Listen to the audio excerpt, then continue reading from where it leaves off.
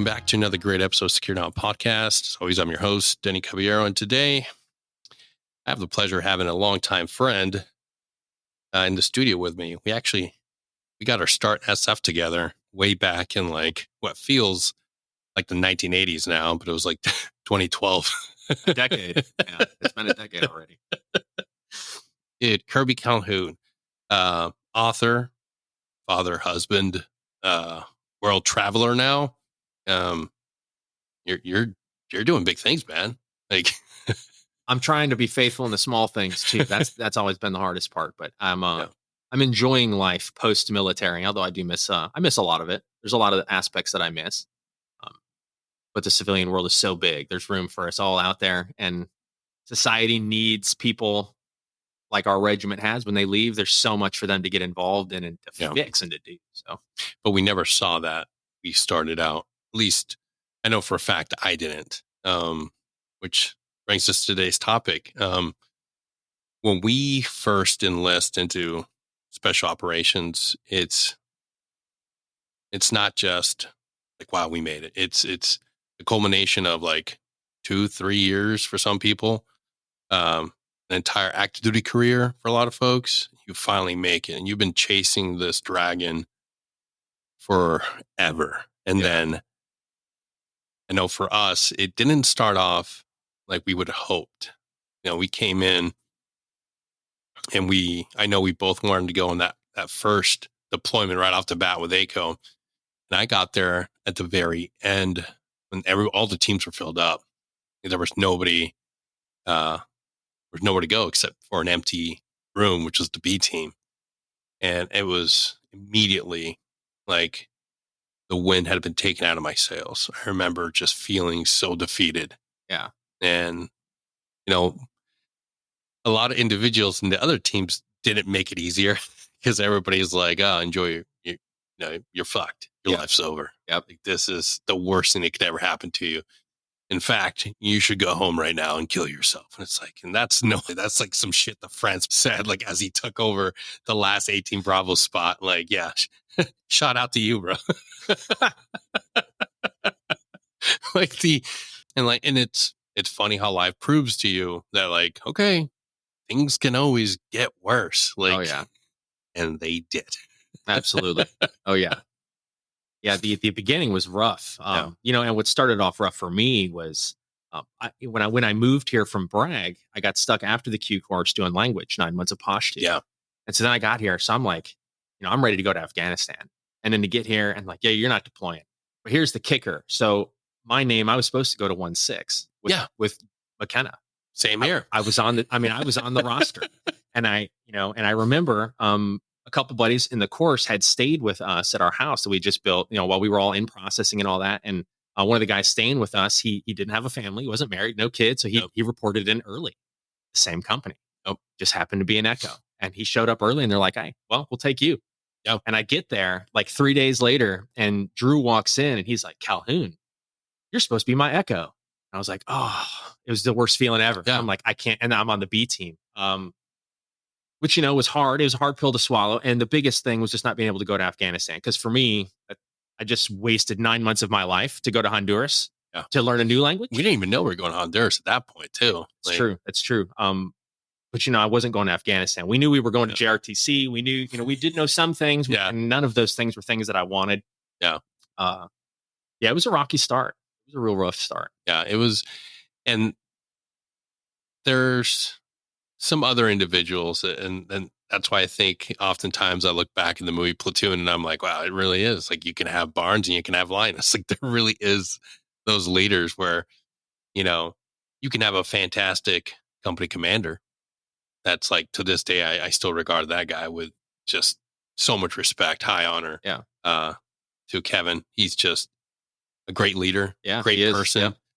And then there's always the Barnes. There's But even now that I'm looking back, because I know the individual that I'm referencing in his heart and truly within him is a good person. Yes. And I realized this. Not everybody's completely gone. Not everybody is completely bad. They've all been through the same machine. But I didn't know that. I just saw a person that came in, kicked in the door, and fucking rocked us. It was rough, man. I mean, that was. I would go to SEER school 3 or 4 times before I would do that stint of life again. Yeah, easily, 100%. It was just that's the way he was taught.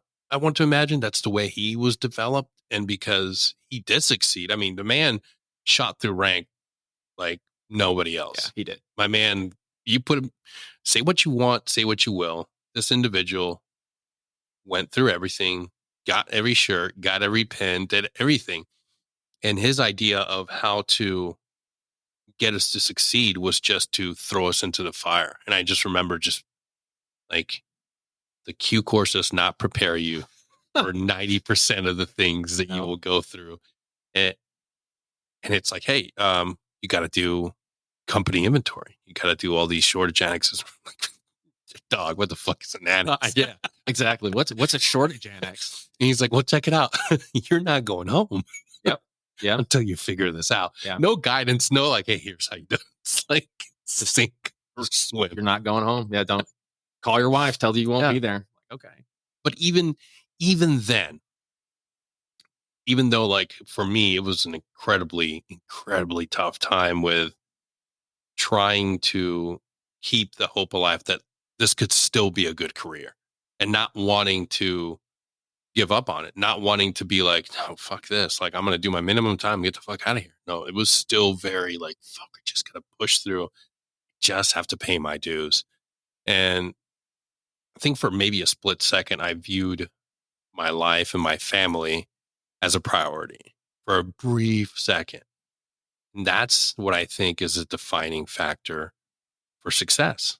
Because if you place the institution, if you place SOF, the beret, the long tab as the pinnacle of your life, the single most important thing, you're setting yourself up for failure. Yeah. Like at the end of the day, it is not something that is going to ever hold you in that same high regard. Like all the guys that we saw as being like those hard charging individuals, to people that just everybody loved, all the accolades, where are they now? They're gone. And within a life cycle of a team, they're already forgotten. Yep. You're not part of the mechanism. Like you're not part. The only time you stay is unfortunately when you give everything. And then you were up on that wall. That's like, fuck. I look back at all the times where I like prioritized and didn't view myself as living, like actually living. I just saw myself as like doing everything I could to like be the better version of my work self. Right. Not like, and that's where you have two individuals. You have Kirby and you have Denny, and you always saw the pull. You always saw that, okay, if I'm giving too much of this, I'm not able to give to my wife. I'm not even able to give to my daughter. Like, how is this going to be a benefit to me? Like and those individuals like yourself, that's what we need. We need guys who are able to see objectively and understand that, like, yeah, this is a great job. It's a great mission, but my number one mission's home. And like, for a lot of us, we didn't see that till the very end, man. Like, I have to give you so much credit and celebrate you for being able to see that as like, no, this is my forever. Yeah. Like, this is what is going to be there to re-energize me, to bring me back up, to support me, like not this organization. And I know ultimately when you decided to walk away, it wasn't like, oh man, I can't survive. It's like, fuck, dude, I don't know how I'm going to do it. I don't know what I'm going to do, but I'm going to fucking survive. I'm going to achieve greatness because I'm not alone. I got another fucking human being in that house. It's also going to have my back. And that's my wife. Like, this is a team. That's my ODA. Like a lot of guys, including myself, we didn't see that. It was like, you're here as part of my adventure. Like, I remember you were talking about your wife and the fact that she did have goals. She did have dreams. She did have ambition of things that she wanted to do. And you were trying to calculate how you could do that for both of you. Like, ultimately, that's something that is very rare in this life. Like, I try to tell guys, like, dude, you can't drag somebody on this adventure that hasn't that go-getter attitude. Yeah. You're locking somebody down that's gonna eventually build resentment and want to leave. Like and be justified Yeah. having some of those feelings. Exactly. That's man. the hardest part, I think, for some of us to swallow. And I appreciate your, applause or whatever. I did not feel that way when I left. I felt like I was, in many ways, I felt like I was giving up an identity. Yeah. Because for me, the Army was the first thing for me that ever cared enough about me to invest and pour into me. Yeah. So I mean, just and I love my parents, but I didn't have the best upbringing, a lot of adversity, and I think a lot of my family views stem from what I witnessed as a child, the divorce that my parents went through, the trauma associated with that. Because I remember, in Colombia, 2000, when did I get out? 2015. So I think 2013, 2014, I've been sitting in Colombia. The first week of that deployment, I was planning out the next decade of my career. Yeah. We sat down, we had the whole talk. I knew where I was going. And, and the guy we were talking about earlier, he's the kind of guy that could get you to the schools that you wanted. He was 100%. So on one hand, you hated hearing his voice because you knew that it was going to hurt you in some way. Yeah. But on the other side, he was making that blade sharper all the time, whether he wanted to or not. He was grinding that blade. Oh yeah. But the Army is the first thing that poured into me. I was able to leave family, and I left, and I gambled everything. I needed to join the Army, and I found family in the people serving next to you. You go to Iraq, and it's like this is what it's all about. And even in Iraq, and there's different variations of it too. But going to Iraq, I was an intel guy. I was a human intelligence collector. I was not a go-getting, shoot him in the face dude at all. But I get to Iraq, and I see. And God bless my leadership. I understand. I was a hard-headed dude with a lot of attitude back then. So I was a buck the system kind of guy. But I saw people wanting to put leashes on and like, hey, we're going to control the tempo here. Like, no, like, I don't think you understand. You've put me in this team to deal in this area of operation. My job is to find out who's planting bombs, where the bombs are. How do we find out where they live? Those kind of things. Like, and every time I fail, it's one of the infantrymen that I don't need to know. One of the EOD guys that I don't need to know, the SF guy, all of these guys, they're driving on these roads. Yeah. And if there's nobody present, so for me, Special Forces was a culmination of just everything that I saw in Iraq. I wanted to be around people that wanted to give 100%. And that's the thing that draws, that's what the Q course is. The Q course is that place. It. It's, I've met the worst people and the best people that our country has to offer in the same 20-foot square space. Dude, and I'm in the process of this project that I've been doing, and I got to tell you, your book gave me such insight, because as men, we don't talk about our trauma. When we first met, we don't say, hey, this is what happened to me as a kid. Oh, right. But I have such a ridiculous similar story to you in regards to trauma at the hands of the people that should be there to protect you, right? And that's something that I've seen. Like, we want to paint our demographic of guys as these John Wayne Boy Scouts, but we are not. Like the type of person that wants to do this job nowadays, it's somebody that's been through so much, and then you're like, you know what? I got to protect. I got to be able to be a protector, somebody that can help others. And this is how I'm going to do it. And reading your book and understanding why we thought alike, why we got along so well, I was like, holy shit. Like, a lot of us have that same, the stories are just interchangeable. Everybody that I've talked to that has had to face their demons, find their faith, find their modalities of going through and getting better. It's always that reflection of going back through that childhood, everything. And I'm like, holy shit.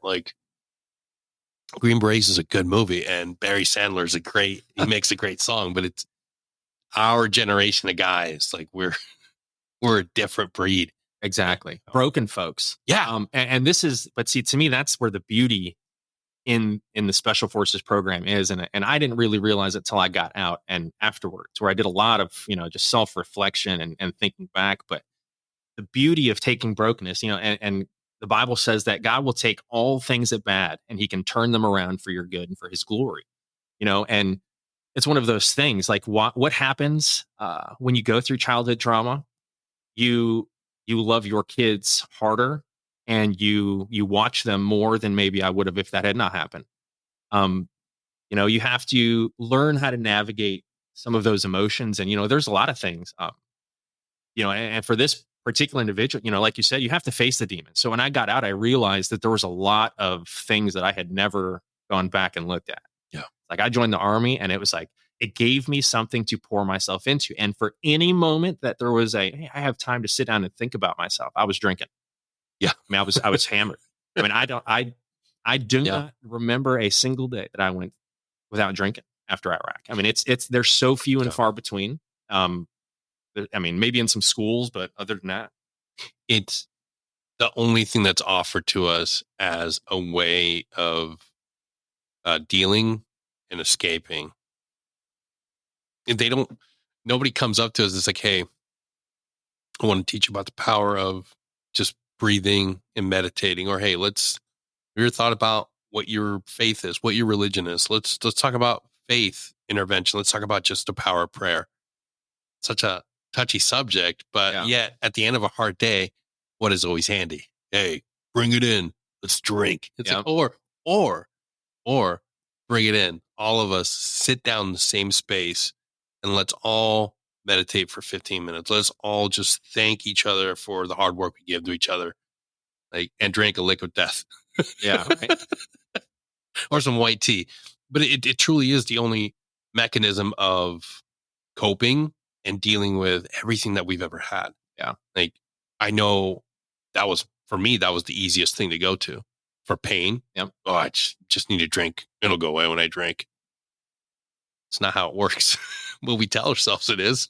Well, and one of the things that I noticed with folks that are like us is they're constantly driven towards something, so this job offers a person an ability to literally pour yourself into something with other people that have already proven that they are, I won't say better than others, but they've proven that they can do things that others were not willing to or able to do. Yeah. And that's a really powerful thing, to be surrounded by people like that. However, there was not a lot of talk about faith. And I think, if we meditated instead of drank, things would be a lot different, but it's also part of what you expect. How do you send operators? How do you send the same guy in 5 years to 4 or 5 places? Like, it's hard. It's hard for people to understand, and I'm not an advocate for veterans being able to get off with drinking and driving. I'm not an advocate for that. But one of the conversations that I've had with many people is around alcohol is it's a symptom. Yeah. And you have this guy. So it's very easy for somebody who doesn't understand combat to see some guy. He's got 20 years in the military, 18, he's about to retire. He's got 13 combat rotations. Uncle Sam has sent this dude in double digits to go kill people.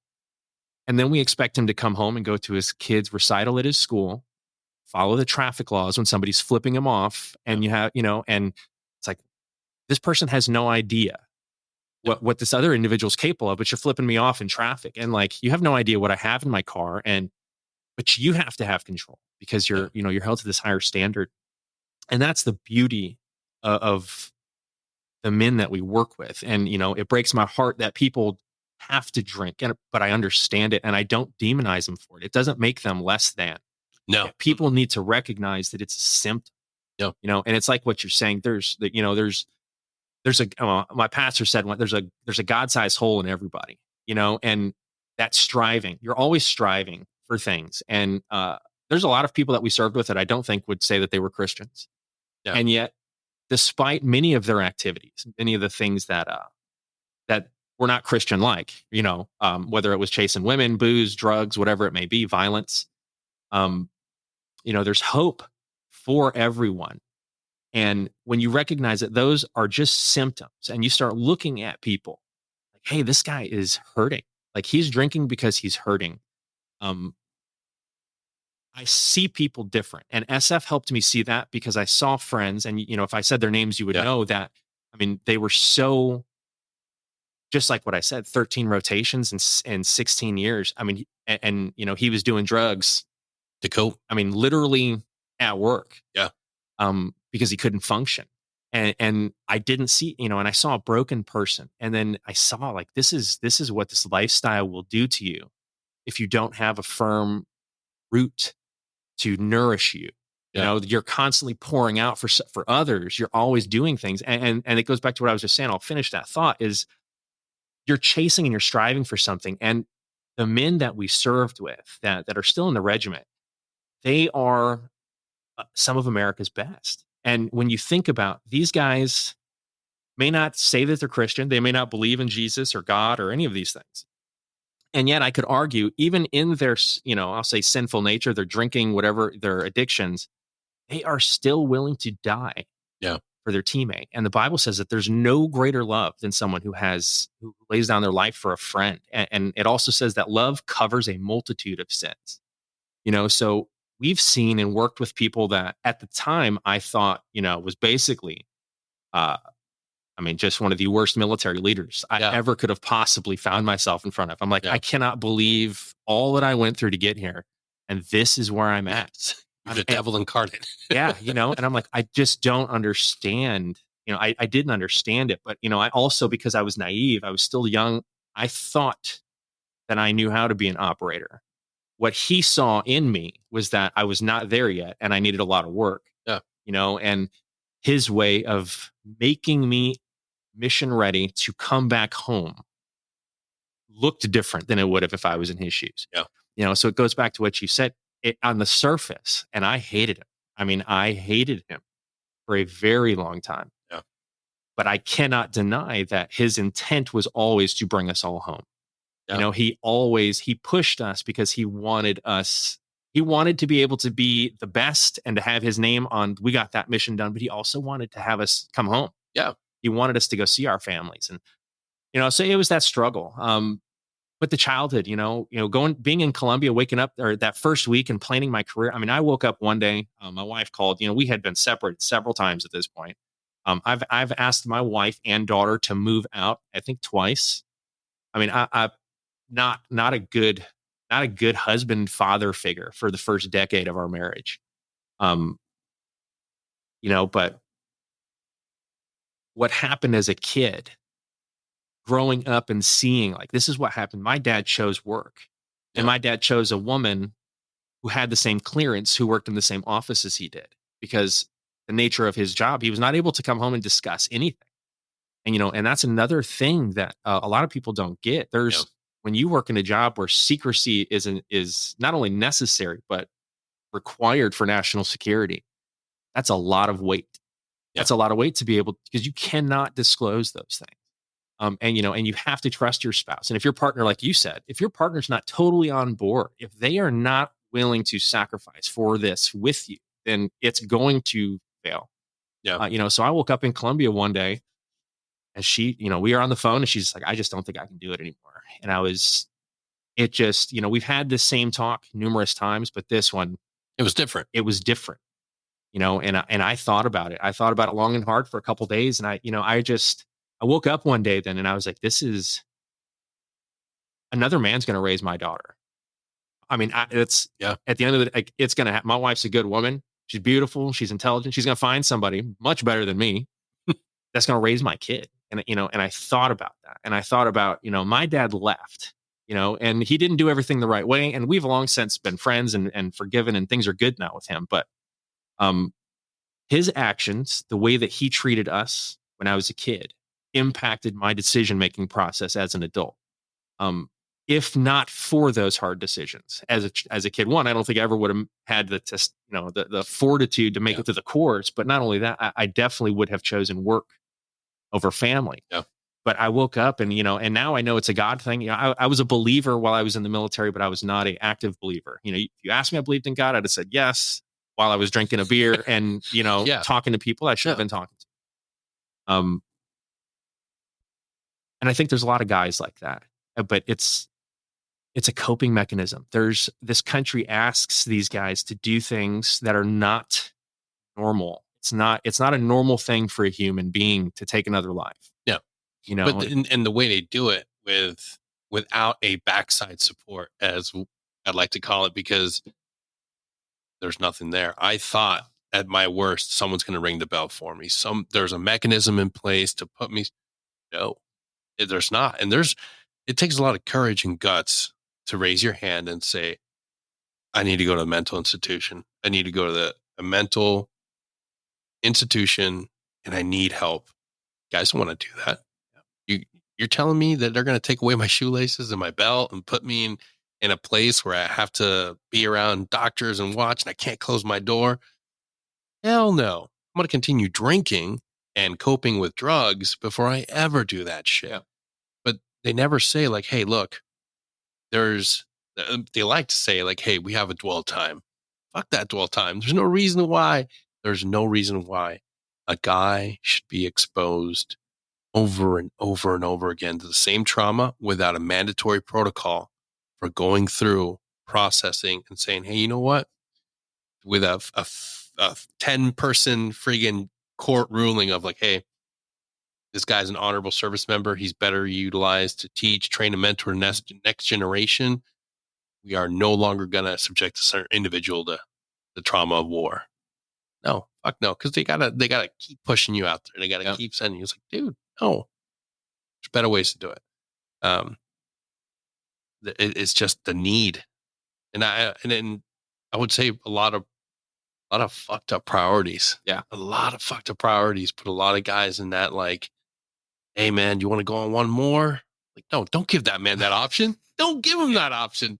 Yeah. Like tell him straight up, like, hey, you're now part of training regiment here at 7th Group, stability, like training, whatever you want to do. Well, it's because we've been programmed to think that to turn an assignment down, to turn down something that is online with the mission is like quitting. Yeah. You know, you're weak. You're not willing to do this. It's like, no, it's how dare you? It's not that I'm weak. It's, and for me, I felt that I was being very strong actually, because I was fighting personal desire to want to stay in, knowing that I was having to sacrifice for something that was not guaranteed. She was already a foot out the door, and that's after a decade of me walking out on her several times. She was justified, but I was like, this is it. Like it's time. And my vision corrected a little bit. And, I never got short timer syndrome until I got, like that last year. Then you're like, yeah, it's time to go. But like during deployment, my heart for America, for the guys on the team, like that never wavered. Yeah. And even now, those guys, I mean, I would, if any of them called me, it was like, you might not go home after this. And just, okay, I'm on the way. Yeah. And, and it's just, so I have so much respect for them, especially for the guys that endured and carried on.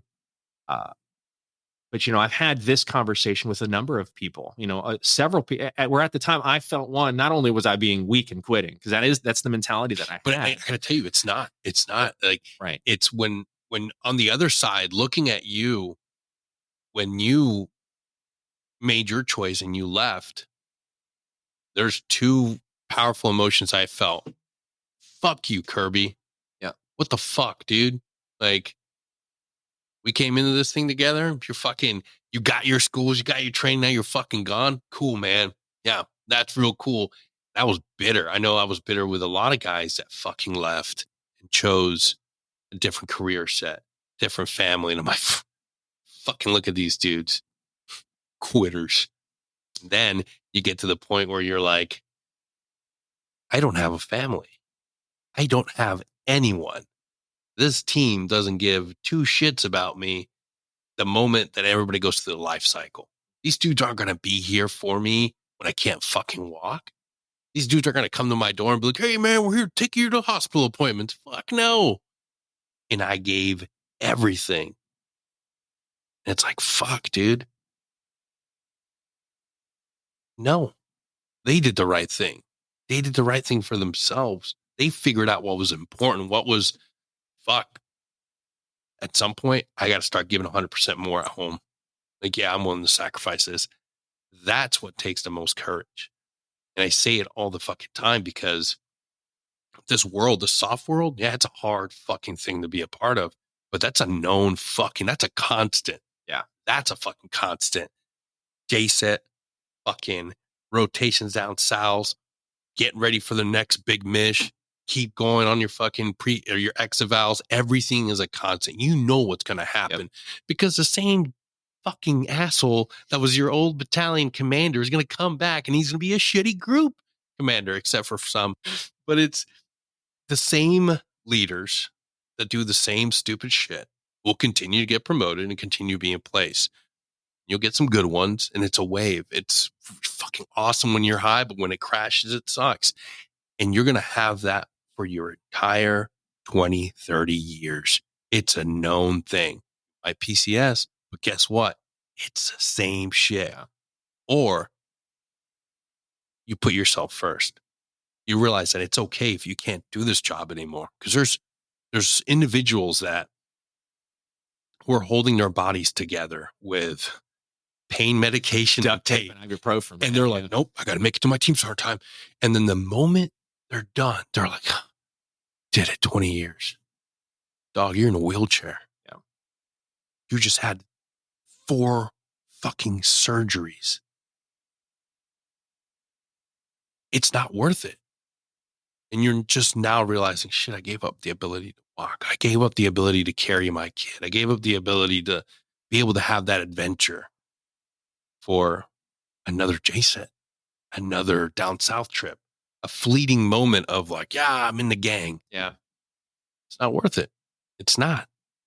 Like when you can and have the capacity to continue serving and you have your family put together, everything's right, everything's balanced, keep going. Yeah. But if it's not, reassess your shit because that family, that's what's going to fucking be there. Yeah. Yeah. And when we hear our wives, significant others, like they give you the hints. They show you like, hey, I want to go get my master's. That's what I was doing before you went to the Q course. And you always, yeah, we'll get to it. We'll get to it later. Oh, dog, prioritize that shit. That's right. That's right. We did, towards the end when I got out, that's what we did. My wife was knocking out her degree and, I started my associates before I got out, but I went to college, got my degree, but it wasn't in anything important. I just wanted a degree. I never thought I was going to see 30, let alone graduate anything. Like, this is all just like, well, tech. like, this is amazing. What do you mean I graduated college? But, she ended up being the supporter for us for a while. Yeah. Which was really challenging, So for me, it's easy to look back and say it was a leap of faith. I mean, it was a leap of faith because I didn't have a career lined up. I was planning it. And at some point, fish and wildlife, I was like, I love that. I can do that. I went through their hiring process. I mean, everything up until the point of they were going to issue out which county you'd be working in. And then you would go assigned and you would start. And I was like, I'm not moving. So you either give me Okaloosa or Escambia or I'm not coming. They're like those are everybody wants those apparently. So they're like, it's not going to happen. And I got Calhoun County, which was like the next county over. So it's super close, but I'm still like, I'm not living in a trailer and I'm not commuting 2 hours. If I was, I would have stayed where I was at. Yeah. Like the whole point of me doing this was I had to try to invest in the family. Yep. And it was really hard to do. And again, call it a God's favor, if you will, but my back started hurting almost immediately after I got out. But my lower back really, by the time I was in this hiring process, I was like, I could feel it. Those 3 lower discs, and I could feel it. And I was like, gosh, I don't know that I want to do 20 years wearing a plate every day, driving around the woods of Florida, chasing drug dealers and all that. Like, it's just, I could. I have respect for the folks that do it, but is this what I really want to do? And this is going to take more time away from me than my Army time would have. So I would have been better off just staying where I was at. So I didn't. I'm still going to school at UWF, and I ended up getting a job at Verizon for a little while. That lasted like 6 or 7 months. I mean, just you'd have somebody come in and just cuss you out because they couldn't log into Facebook on their phone. And it's trying to get, they didn't understand, like Facebook and Verizon have nothing to do with one another, and you miss a sale. Yeah. So if there's 10 people in line and 3 or 4 of them are there because they have troubleshooting questions, you want the other 6 if you're trying to make money. Yeah. But I'm like, I can't sell an 80-year-old lady something she doesn't need. My conscience will not allow this. Yeah. If I found out somebody did this to my grandma, it would make me want to fly up to Wisconsin and have words with the guy. Like, I can't do it. You need the latest iPhone, man. How do I dial my? Don't worry, it's super easy. But it was just the temperament. I realized that's where I realized that I was different. The military was a good place to suppress the things about me that normal society frowns upon. And it goes back to the anger and the alcohol. Like, I mean, at any given time, I wanted somebody to piss me off. I remember walking around just, I was okay with it. Like, at any time, you guys want to fight? Let's do it. And just, I was always pissed.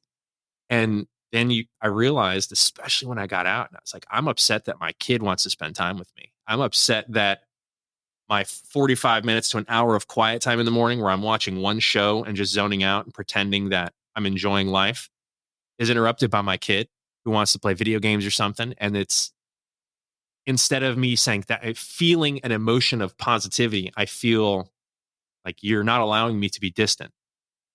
I'm trying to be alone and you're not allowing that. And this goes down to why the family is for me so important, because even with a wife that has gone through hell and back for me and forgiven me for a lot of things. And, she's a really good woman.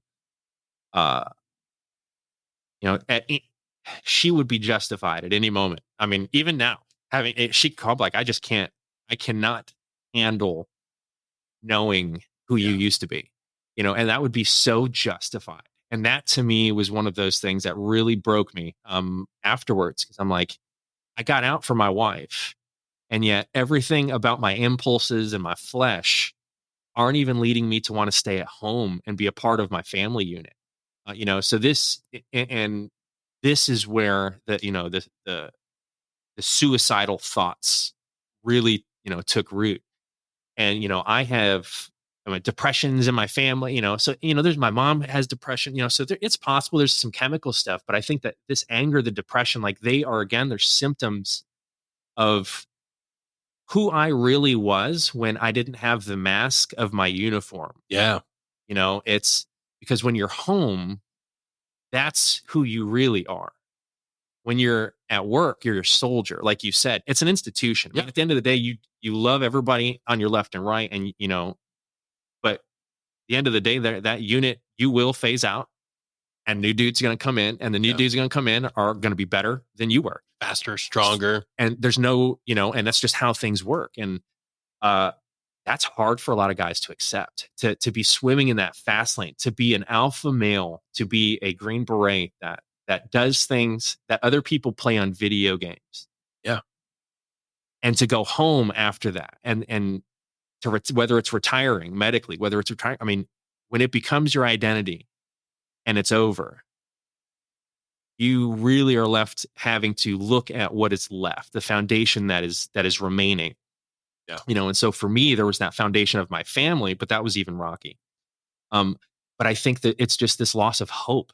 I never thought I was going to find anything that would feed my desire to want to work more and to do more things with my life. I'm not a soldier anymore. That's the only thing in my life when I got out in 2015 that I had ever been proud of was my soldiering.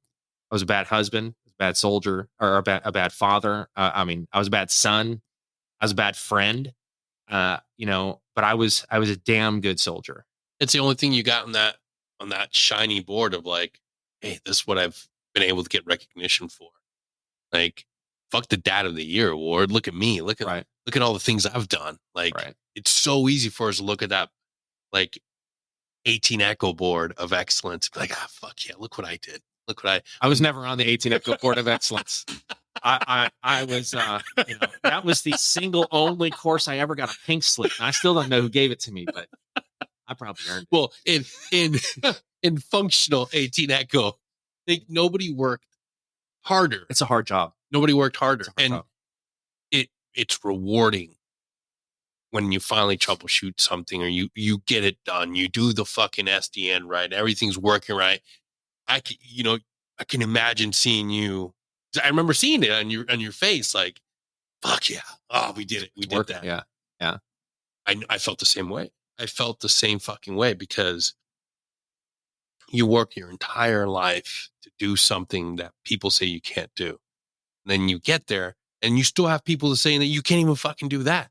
You still have people that say like, oh, fuck, who the fuck is that guy? It's like, fuck, okay, now I gotta keep doing, I gotta keep proving to somebody else. Yes. Yeah. Some other insecure boy that just maybe doesn't like you.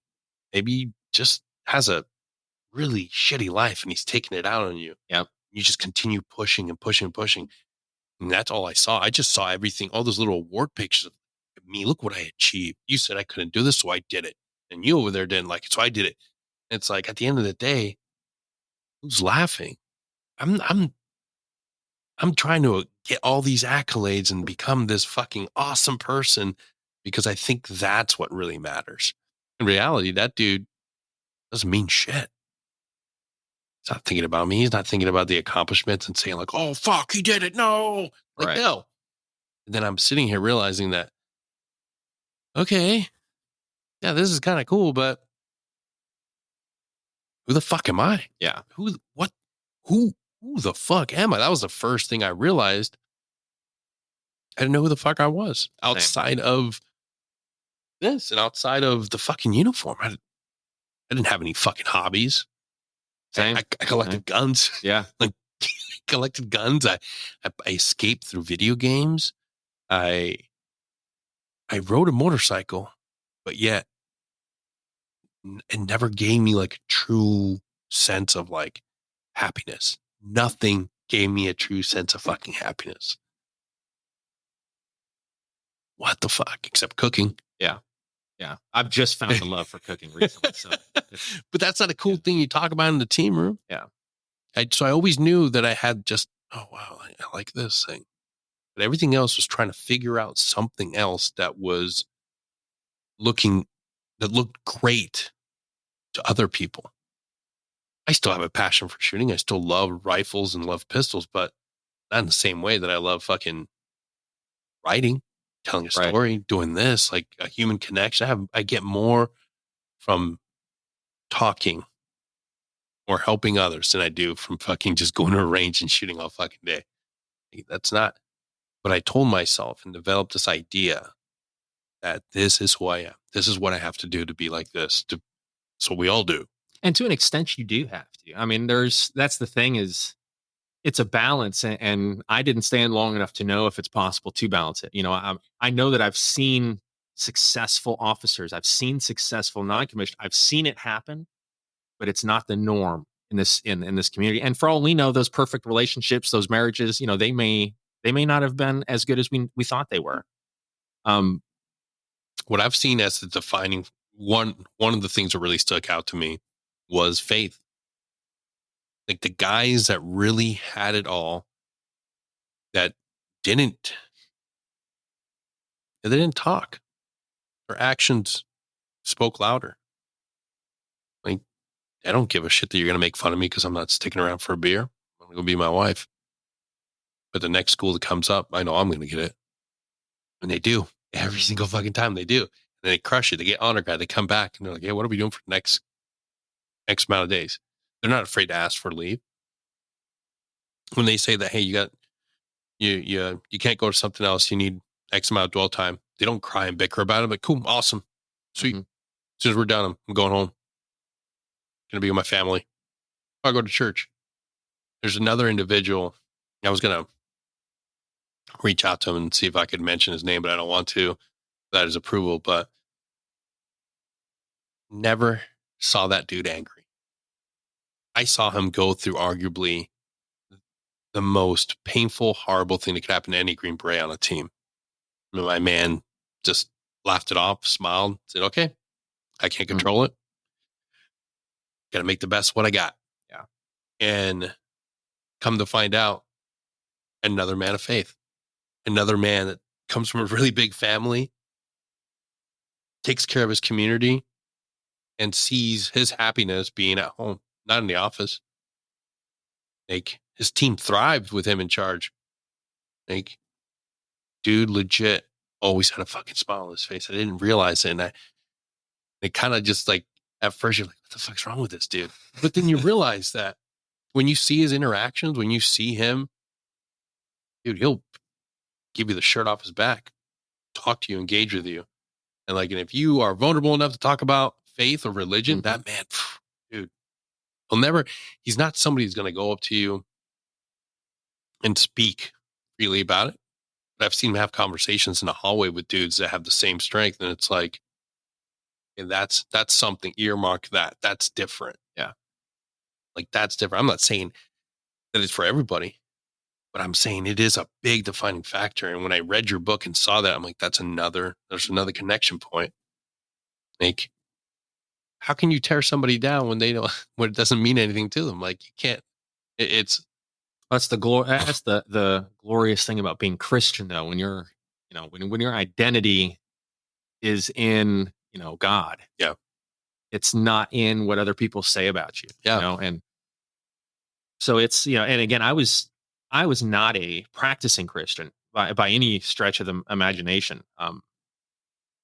Maybe I had a conscience. Maybe, I can tell you that it was to the point of, in many ways, it had been seared to the point where I didn't feel guilt about doing certain things anymore. Yeah. And those are dangerous places to be in, especially if you're trying to keep a family.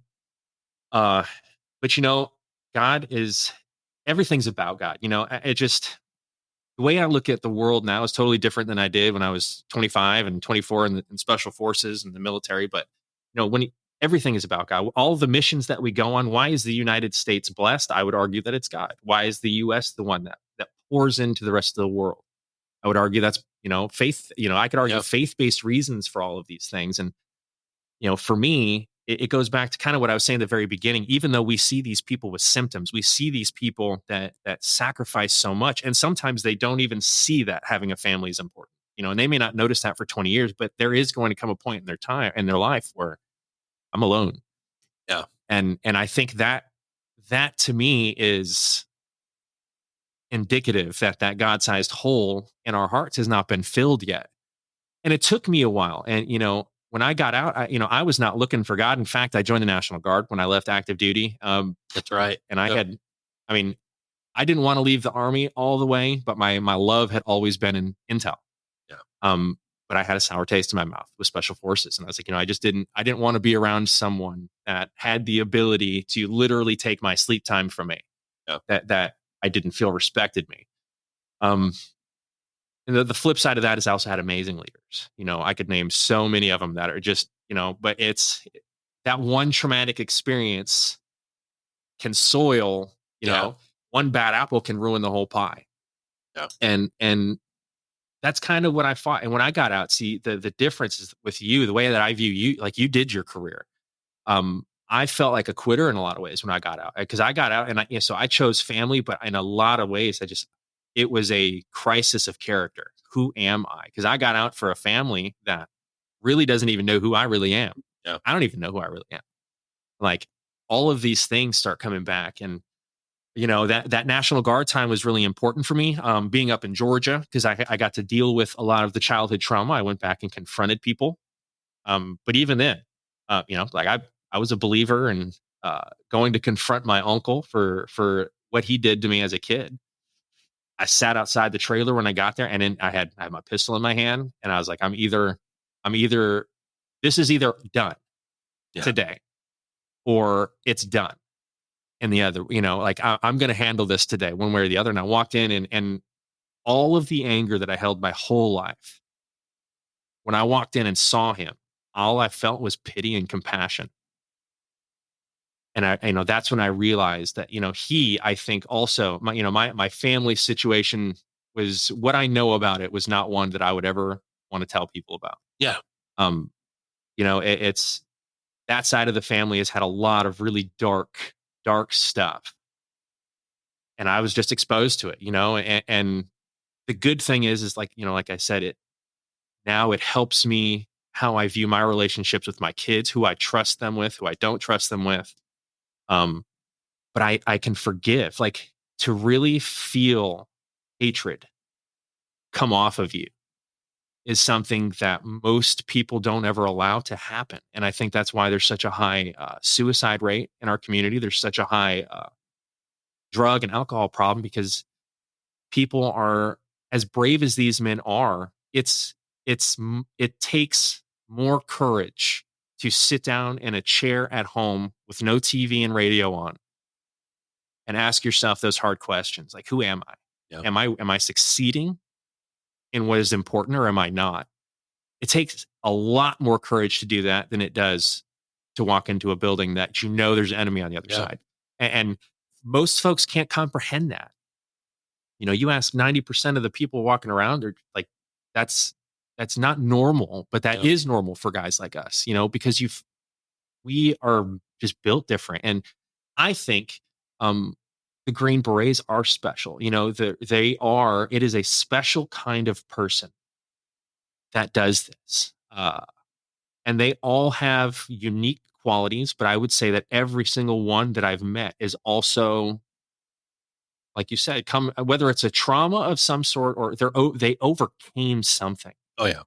Big time, and not just the Q course. They overcame life in a lot of ways. And that's why the Q course was like this sucks, but I'm still here. Yeah. And you just kept going. And you watch these guys. I mean, you start the Q course and you start it like, this guy, I'm never going to be like this guy. Look how fast he is. Yep. This guy can bench press a car and he's twice as fast as me. I don't even belong here. They don't make it. And the dude quits because he didn't get a meal that day. And I'm like, and there's Green Berets, the guys that are able to do that, they're strong in ways that our society desperately needs right now. Yes, for the community. And it because of the prestige of what the Green Beret is. It's one of those things, hate can't drive out hate. Only love can do that. I think Dr. Martin Luther King Jr. said that. And imagine if we applied that principle, but from a position of elite warriors, to have these warriors come back. Like, I'm putting down the sword and I'm going to pick up the pen. I'm going to become a statesman. I'm going to help lead my communities, my families, my church, wherever it may be. I'm going to take who I am, take this identity, and I'm going to apply it to the world around me. And the folks that are doing that are seeing success. Yeah. And because society's craving it. Society now, we're not talking about the state of America right now, but the state of America, the state that we are in, it's not going to be legislation or a hard hand that unites us back to loving one another and having those shared core values. Yeah. It's that neighbor. You have to love your neighbor. You don't have to agree with them. They have a right to believe what they want. You don't have to be Christian. I don't have for me to like you. It's for me to want to hang out with you. Like, you don't have to be Christian. I hope that if you're really my friend and, eventually we're going to talk, like, my faith is who I am. It's part of who I am. So it's going to come out. Yeah. And if that bothers you, then maybe, that's something we either talk about or maybe it's not meant to be. But having that faith talk, and this is why I'm so honored that you would even have me on here talking about God. It's not an easy thing to do for people in this community. It's not, but it's what I've found in my own healing, my own journey, is that mind, body, spirit. Like, that's the only thing that we truly have. You put me in, and goes back to Seer, put you in the middle of in a prisoner of war camp. And when you go back to that former self, you're like, I got nothing. I'm so cold. No, dog, mind, body, spirit. I got those. That's in me. You can't take that away from me. So how do I, when you have nothing, how do you cultivate something with those three? And that's why faith is an important thing to talk about, because I don't want you to feel that you have to believe in what I believe. Oh man, dude, do your research. I'm a big believer of, I have found my faith in, I was born, raised Catholic, and then I was removed traumatically from my home country, brought here, and was forced to go to a Methodist church. And I never understood that, never understood or felt like that was who I am. And then you go through war, you go through trauma, and then you realize, like, I'm not going to go in here in this confessional and tell this dude, who is he? I don't need a middleman to talk to God. That's not my faith. Yeah. But I still believe myself as being Catholic. I still see that, I might not be able to see myself talking to this dude that's never seen or done what I've been through. Like, no, dog, I don't need you as a middleman to talk with God. Right. Like, I can do that on my own. And hey, it's not for everybody, but that's my belief. That's what I deal with.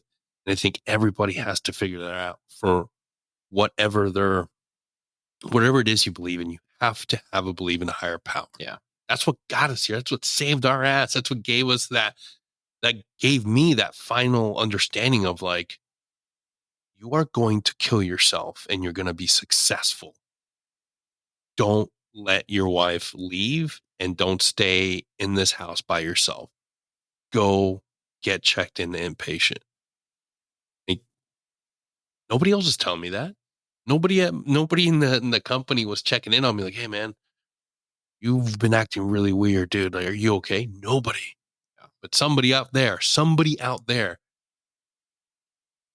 was giving me that understanding of like, yep, there's like, I might not feel it, but I'm worth living and I need to go do this. That was all I needed to get myself back in understanding that there's a higher power at play. There's a greater being. There's a God out there that sees my life being in service to others, a benefit to somebody else. I don't have to believe it right now, but I have enough faith that it will lead me to that. Yeah. Well, and I would submit to you that that's what we're all here for. Yeah. We all, you're only done with your mission when you're dead. Yeah. So as long as we have breath, we have something to do on this earth. And, my faith experience is, somewhat radical. Because when I got into the National Guard, I mean, I was going, I think it was February or March. I mean, it was only a couple months. I had only just gone, but, yeah.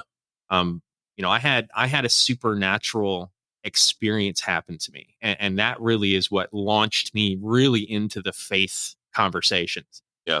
Because before that, I mean, I was Catholic. I was Christian as far as like, if I die, put it on my headstone. Like, my mom will kill me my mom will come back and kill me again if I'm not Catholic on that paperwork. Yeah. But I always, and even as a Christian during the military, I hated the people that were walking around trying to tell me about God. And have you read the Bible? I mean, I remember very distinctly in language school one time. I'll never forget his name because it's a point of guilt for me. He invited me to a Bible study. I laughed at him. I was like, bro, you are so off the mark right now. Yeah. Like, this is so far away from who I am and who I want to be. Like, I'm here not because I want, and I don't know where he's at now. I never followed up with him, but I remember those conversations and I'm like, and I remember one of the team leaders in Alpha Company while I was there, Christian man. And I remember how people talked about him. Yep.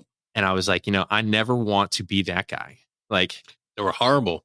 And they absolutely, and I know exactly the individual because I was part of that whole like, right, this guy. But no, that's not what we do, guy. Like how stupid, how dumb was that? And just because this man was so strong in faith and he never did a damn thing wrong to anybody. Yeah, he was a nice guy. He really was. He was a nice guy. He knew his faith. He knew what was important to him. And like, if he doesn't suck at his job, and in fact, he excels at it, and he is strong in his faith, who gives a fuck? Look at him as a model of what you can be. Like, that man never did anything wrong. The man didn't. Yeah. But it goes back to identity. So yeah, I would argue, especially looking back, and as totally I don't know what he actually went through or thought of, but I would argue he more than likely knew who he was and was more sure of himself and who he was. Yeah. And 90% of the people mocking him. And, and it was one of those things. And I remember the conversations because I remember one of the echoes. Yeah. Man, he's making me take down the Maxim and the Playboy pictures. I'll never forget it, dude. Like, they hated him because he's like, I don't want it up. Yeah. And at the time, I'm like, who is this guy? Like, yeah. Look at what these men are willing to sacrifice. Like, if they want to have a picture of a naked lady up in their locker, they should be able to do it. Yeah.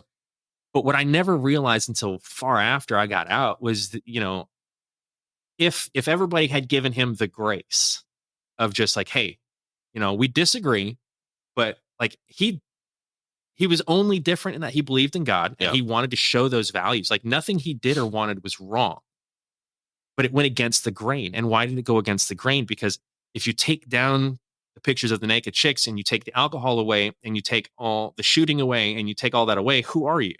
Yeah. And it all comes down to, who are you? Why is this how you need to express yourself? And I'm not saying it's good or bad. I don't have them up at my house. Yeah. It's not good for a healthy marriage, I would say. However, it doesn't, having a Maxim magazine, like that doesn't mean that there's no hope for you. You're not evil because you struggle with things that man has struggled with since we were men. Absolutely. So that's a normal thing. It's the faith-based perspective that allowed me to change the lens. So instead of looking things through my eyes, it's, if God is real, and he actually does know me, then I'm here for a reason. What is that reason? And for me, he was very clear, for my experience. He gave me very clear guidance and direction on what I was supposed to do. And the timing is significant because, what most people don't know is like days before that happened. I mean, I was in the closet and I had the barrel in my mouth. I mean, I've tasted the barrel so many times. I mean, I have been one hair trigger away multiple times. And something always stopped me. And I think that's God, but it's because I was recognizing the reason I was in the state that I was in is because I was recognizing my flaws and my failures. And then I'm looking at myself as I go back in time. I'm like, I've done so many things that I'm not proud of. How does one then just flip around like I'm a believer now? It doesn't work that way, And so my wife and I even, we had to do a lot of work. I had to come clean about a lot of things. Yeah. There's a lot of stuff that had to get aired out, and she had to choose me for who I really was, not the guy that she thought that I was. And because of my faith, I was able to have that conversation, navigate that, and now I'm blessed with a great career, and I do things that I consider to be kingdom work, good beneficial things that help the world and help people. And I think that Green Berets are special, and it's not just because I earned mine. I don't believe that I ever really should have earned it. For me, that's why I wrote the whole book. I felt like God wanted me to, and it's not a book about how cool I am at all. So this is not the book you're going to read. I'm not Jack Carr. I'm not. This is me. This is what happens. But that's what I would argue that this is what we need to read. This is what we need to see what goes behind, because when you watch friggin' The Gray Man or the Terminal List or any of these pseudo operator TV shows or movies, you're seeing an action figure. You take the action figure out, you role play, it's cool, and you throw it in the closet. That's not what really happens. No, that person was raised a certain way. Whether good, bad, something happened that made them want to be a protector, that made them want to be somebody that says, that's not right. I want to be there. I want to be standing the line to protect people. And then that person already has, a bucket that's half full of trauma, and they just continue to willingly subject themselves to more trauma. That's admirable. That is 100% admirable. But it's not survivable. It's not survivable. And it's not something that we don't have the tools. You don't give them the proper mechanism on the back end to get right. And we need to understand the whole scenario, not just highlight the cool stuff and the gadgets and the CQB and freaking free fall. You need to be able to look at the reality that's a human being. And right now with video games, movies, and cartoons, like, you don't get that. When kid boots up Modern Warfare and they see that cool camouflage and the cool kit, they're just like, oh man, that's cool. Yeah, redesign that level to when he gets home and then he's on a down cycle. He's not training up, and then you have to press AXB to keep him from fucking killing himself and drinking himself to oblivion. or But yeah, or hitting his wife, or yeah, or having a yeah. a gunfight in the middle of friggin' Oculus Island. Yeah, It, it's it's a high stress job, and it's like it goes back to what I was saying before. It just I saw people that I respected so much do things. It's like, why are you going out like when you go out drinking, that it's not good. yeah, Don't go. But they can't help it. They have to. And it's have to. and it's I think that if you boil it all down, it comes down to that who am I? And The identity piece. and for me, I numbed it. Because who I was not somebody that I was proud of. I was proud of being an operator. I was proud of being a soldier. I was not proud of any other part of my life. Yeah, And that was really hard. And I think there's a lot of folks like that. And but to me, that's the beauty of one, what our army offers, but our country, like you can come here and be a nobody. I mean, and so many people maybe still am a nobody. I mean, I was nothing, just a kid that deserved jail time. That's all that I was. And, I got to Iraq, and the army showed me that I could be passionate about things that were legal, that were not just doing drugs and fighting and racing, all that kind of stuff. And not only that, but I realized that there's people here that don't even know anything about me, but that would die next to me doing the same thing. And, that family was something I never experienced, but that's why I poured everything into the military, but for me, I was never, some of the things that I struggle with the most in my military career are not even the things that put my life in danger. Yeah. One of the hardest moments for me that I even, up until a couple of years ago, when I really started to develop my faith and kind of move past this, was just past failures. And I remember in Iraq, I was 20 years old. 20 years old in Iraq. Might have been 21 at the time, but I was the intel guy. I had the section. I had this section south of the FOB, and when an MP unit, I had never worked with them, I never talked to any of them. I just knew they were MPs. Left our gate one day. I mean, they were not even out of hardly rock throwing range of the tower of our FOB, and an EFP goes off, and and I write about it in my book. And Iraq's, I'm going to rewrite Iraq because I want to try to clarify some things in that chapter. I didn't want to write it. It wasn't trying to write a story about how cool I am, all my missions that I did. It was meant to try to frame, like, this was the mindset I was in. You're, dealing with people where you get shot at one day, and then the next day, that same guy who was shooting at you will come in and he'll be snitching on somebody else. Exactly. And you're like, what? And dealing with these things, these are not normal things. But, when that IED went off, it just changed how everything became real to me. It changed everything about the soldiering for me. Like, it was not just a matter of writing reports, the AAR from how awesome I did at NTC, like, none of that crap mattered, because it doesn't matter how good you do in training. Like, at the end of the day, Americans are rolling down the street and people are willing and bold enough to kill them. And it was my job to do that, to prevent that from happening, to find those people. And I think a lot of SF guys in particular that have active army experience, that's what a lot of draws them into it, is this. Yeah, more control. You have more skin in the game. Right. You don't, I did, as a special, I didn't even ask to leave the FOB. I left the FOB. Like, this bomb went off. I left my office. I run to the corner tower and I'm like, dude, what happened? And the guy's like, bomb went off. I didn't see anything. I run back. I kitted up. I ran to the front gate. I went to the front gate 10 times a day, talking with sources, things like that. So it was no big thing. All the gate guards knew me. I knew them all by name, brought gifts to them all. I mean, I knew these guys. I knew how to I knew how the game was played. I didn't even ask. I was like, I'm going. I just left. I just started walking out the base, and I'm walking down to where this convoy is. And I'm assuming it was QRF or somebody, because they came up and they saw me, and one of the last vehicles stopped, and some E7's like, where are you going? What are you doing? He's like, why are you out here by yourself? I'm like, but I'm not even processing. And I felt like I blew them up.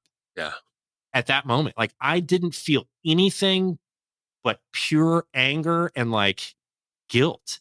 Like, if everybody knew that it was my lack of reporting that allowed this, then, that's how I felt. And as foolish as it sounds, looking back on it, like I owned what happened in our AO. And because I went out with our scouts, because I went out with the guys who went out on 2 missions a day, like I was not able to sit in my room like many of my peers. And I don't say it in a negative way. The mission drives operational tempo. Maybe theirs wasn't as busy. But I couldn't sleep. Yeah. Like you don't go to sleep. I literally know that within 20 miles of where I'm at right now, somebody's trying to kill us. Like they're planning now. How do you sleep? How do you sleep next to how do you sleep in that? So, NyQuil was my thing and whiskey but um that is really when I realized like American soldiers give everything, and people talk about it. There's songs about it, but that was the moment for me where it was like it all sunk in all at once, and that changed just the trajectory of my who I was as a soldier, and so my work ethic's the only thing I ever had as a soldier, and coming into the military, being able to work alongside, at the time, these were the most elite guys I'd ever worked with. Yeah. I worked with Pogues. I mean, I was on the intel team. We had Wi-Fi before some folks had hot chow. Bro, that's how things work, and but here I am going out with the infantry guys, and I'm wearing the same uniform 4 days in a row, sleeping on rooftops, helping them look through spotter scopes. And I'm like, this is what it's all about. Like all the boys I know are back on the base playing Call of Duty because they did their 8 hours in the interrogation booth. Like there's no rest. And I think that operators, Green Berets, Rangers, all of these guys, there is a level. There's people that see that experience that moment for them. And it either takes you out the game and it makes you realize like this is not the life that I want. Yeah. Or you go all in and and if there's somebody out there that wants me, I'm going to get them first. And that's the kind of mentality that I wanted to be around. I didn't want to be around people that had to be told to go work. I wanted to be around people I didn't have to wake up.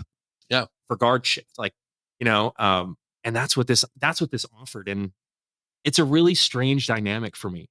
When I wrote my book and my testament, I wrote it. I wrote it as a journal. I didn't realize, I feel like God called me to publish it. I wrote it kind of just as a journal. I needed to get stuff down. I never in my life have felt such a strong compulsion as I did to sit down and just start writing. And then by the time I was done, months really had gone by, where I had been practicing my faith, going to church, all these things. And I'm starting to realize as I'm editing, and my book is chock full of errors. It is in no way a professional book, but it's all homegrown. But I was doing it for me. Yeah. I was not planning on telling people, and I woke up one day and reading my Bible and just in prayer in the morning. And, I felt it. And I was like, you have to tell people your story. And I even went through a phase of like, I'm going to be a best-selling author. Like people are going to dig this. They want to hear this. That was a very small window because that was quickly enraptured and enveloped by this feeling of like the community is going to ostracize me. Being a Christian, a confessing Christian, and being willing to stand up and be unashamed of your faith is not something that I saw a lot of guys do. No, it's only on the backside. It's always on the backside. It's on the backside. And, and I never understood. And I told God, I told God, I've told him a lot of things that he's probably going to deal with me about later on, but he can handle it. He can handle it. So it's one of those things. Don't ever feel bad. Don't feel guilty if you're swearing at God. We've been there. He can handle it. He can handle our anger because he knows where it comes from. Yeah. He wants to help us, work through it. But I think the faith is a way to do that. The family, for me, the family unit, when I read scripture and I read what my faith is supposed to be about, the family unit is at the very center of it. The Bible's chock full of marriage advice. Yeah. And marriage, how to make a marriage work. And yeah, they didn't have the porn and everything that we have at our fingertips. But the same vices that men deal with now, they were dealing with back then. And the Bible covers a lot of that stuff. And if we're able and willing to talk about it, it will help other people. And so I wrote this book and I sent it to the Pentagon. I mean, there's people that I mentioned, and it's only first name, nicknames, throughout the whole book. So anybody who was in that time period knows who these people are, but if you don't, you wouldn't. But there's people in that book. There's team sergeants of, especially the first ODA that I went to. I was terrified that when I asked him, and I was like, I'd like to mention you, because to him, I was probably just a blip on the radar. Like I was just a non-diver trying to get diver qualified, and that's a whole different story. But but I was like, here I am. I'm about to publish a book about my faith, like telling people that I think God actually talked to me, that I think God is real, and all of these things. Like, these guys are gonna laugh at me. Like, I might as well hang it up. Like, there's no more special. I don't want, that's what I expect. Yeah. And then to have him like over the phone, because he was down in S3 when I called him. Yeah. He was in the S3, and he's like, bro, if it wasn't for our faith, he's like, none of us would have made it. And to him, that might have been a really flippant comment, and just like, it was just okay. It's just a normal thing. But for me, where I was expecting to be ostracized, all of the people that I respected the most encouraged me to keep going. And the ops sergeant, when I left, he really did he did so many good things for me before he left. And he came to my book signings when I came to Barnes and Noble. He bought copies, and they're probably used for target practice up in the group headquarters right now.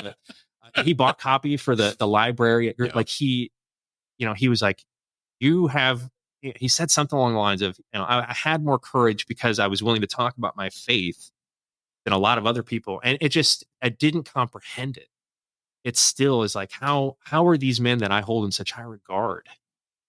Like, they are brave. I'm not brave. And I that's true. I stand by that. I do think these men are brave. I do things even when I'm afraid to. Talking about my faith, I'm not afraid to do it, but I do it knowing that not everybody's going to be receptive to it. It's a very vulnerable thing these days. But my heart was always in the right place. Yeah. And I think, and my hope is that that's what people saw for me. I didn't write any stories down, and I could talk about some team room stuff, and it's not a lot. But of all the things that I could have wrote about, I wrote about the bitter relationships, and I wrote about that leader that we were talking about, and it was important for me, I think, to write that down and to show people that you can sacrifice everything and think that you're almost there. But at the end of the day, almost there is never almost there. There's always another almost there down the road. Like, you're never, especially if you're an A-type operator, like if you have what it takes to be an operator, there is no sitting still. There's always advancing towards something. Yeah. And when you lose that advance, the friends that we have, that I've talked to in confidence, especially that I know that have dealt with some suicidal thoughts, things like that, they don't have hope in their life, and that's the greatest tragedy, is that we're allowing people to get out of the military without, I don't say without hope. We have programs to help people get jobs and all of these things, but it doesn't fill that God-sized hole in your heart. Yeah. And it doesn't really address the reality of the situation or any root issues. Yeah. Of why people are doing the things they're doing.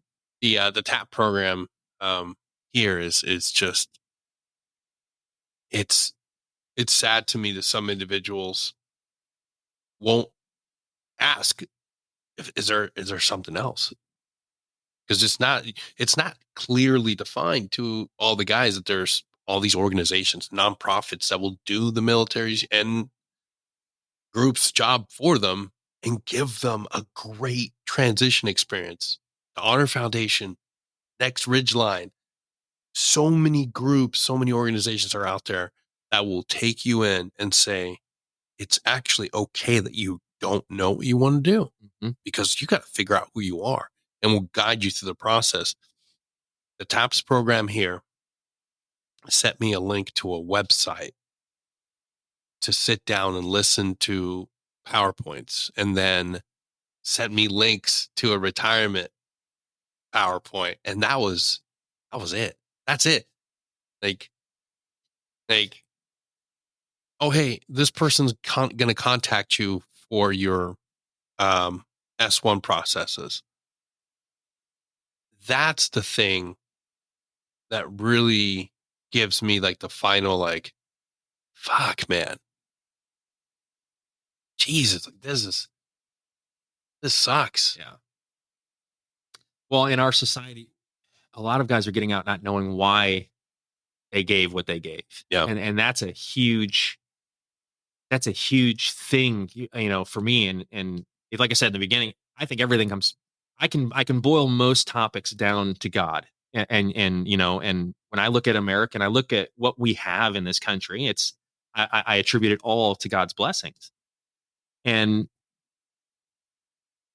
when we ignore, not only that God exists, but that we exist because of him for a purpose, you are just a ship out in the ocean. I mean, every single Yeah. wave that comes, you are going to ride it, and you have no control over your direction. You're just Yeah. trying to stay afloat.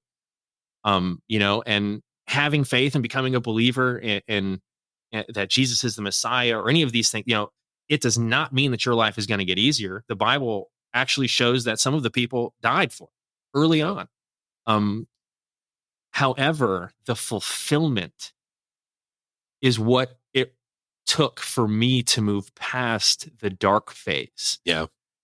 What was going to scratch that itch for me? Because I can't just work at a job where there's no, like, Yeah. and I ended up working at Dick's Sporting Goods building bicycles for a while. I got my degree and I'm like, okay, I got a degree in maritime studies. So, like, history and earth sciences kind of mixed in, and archaeology, a little bit of mixing of everything. And like, I don't even know why I got this degree. Like, I just wanted a degree. I just wanted to say that I graduated, and it was fantastic. I'm glad that I got it. But there was no fulfillment in it. Yeah. Thankfully my wife had a career job. She was able to move forward, but that's why I joined the Guard too. I knew that I was not going to feel fulfilled. Yeah. I wasn't ready to let the Army go. Now, if I could go back, I would probably not do the National Guard time again, just because it was great hardship in several different ways. But it also showed me that one person, because when I left SF, I became the human platoon sergeant. Yeah. And I talked to folks for 2 years they couldn't name one single training event that they felt impacted them. Within 12 hours of me being there and actually assuming my role, I had the entire company doing 9-line medevacs and up down drills in the wood line. And they loved it. They loved it. It was like, this is what we signed up for. And I was like, okay, so I'm pouring myself into others. Like, I don't have a whole lot to offer. I'm not going to Afghanistan. I'm definitely not going with you guys. If I was going to go, it's going to be with the guys. Yeah, exactly. I'm much more comfortable going with those guys than but mostly because I didn't want to leave. If I was going to deploy, like, I would have stayed where I was at. Yeah. It was about staying home for me. But I realized that even in the National Guard, and it may sound really simple, but even the National Guard, every aspect of our society is craving real leadership. Yes. And leadership doesn't mean that you have to be a Christian and agree with what I agree with, but there's leaders, the best ones lead by doing, and they show you those qualities. Good, and then they hit that point where, okay, I'm at certain level, and I don't have the capacity to do anymore. I'm here to tell you, but I have this history of doing that can cause soldier, like you want to follow somebody like that. Our society is no different. We have high schoolers and college kids that are leaving. They don't even know gender they are anymore. They don't know what they think about themselves, let alone what they should be thinking about themselves, what other people think about. Yeah. There's so much confusion, and they're just lost. And just in everything, and not to single any one group out or anything. It just, we are lost. And what we need people to be vulnerable. And like, I'm a human being. I'm a human. I'm not perfect, but I am willing to stand up, and I will address this because I feel convicted about it. To me, that's kind of what operators do. And that God-sized hole, whether people want to call it God or not, love covers a multitude of sins. Yep. So when you have an SF guy that gets out and does something, like Save Our Allies, for example, and I don't know if any of these gentlemen are Christian or not, but you put together something like that.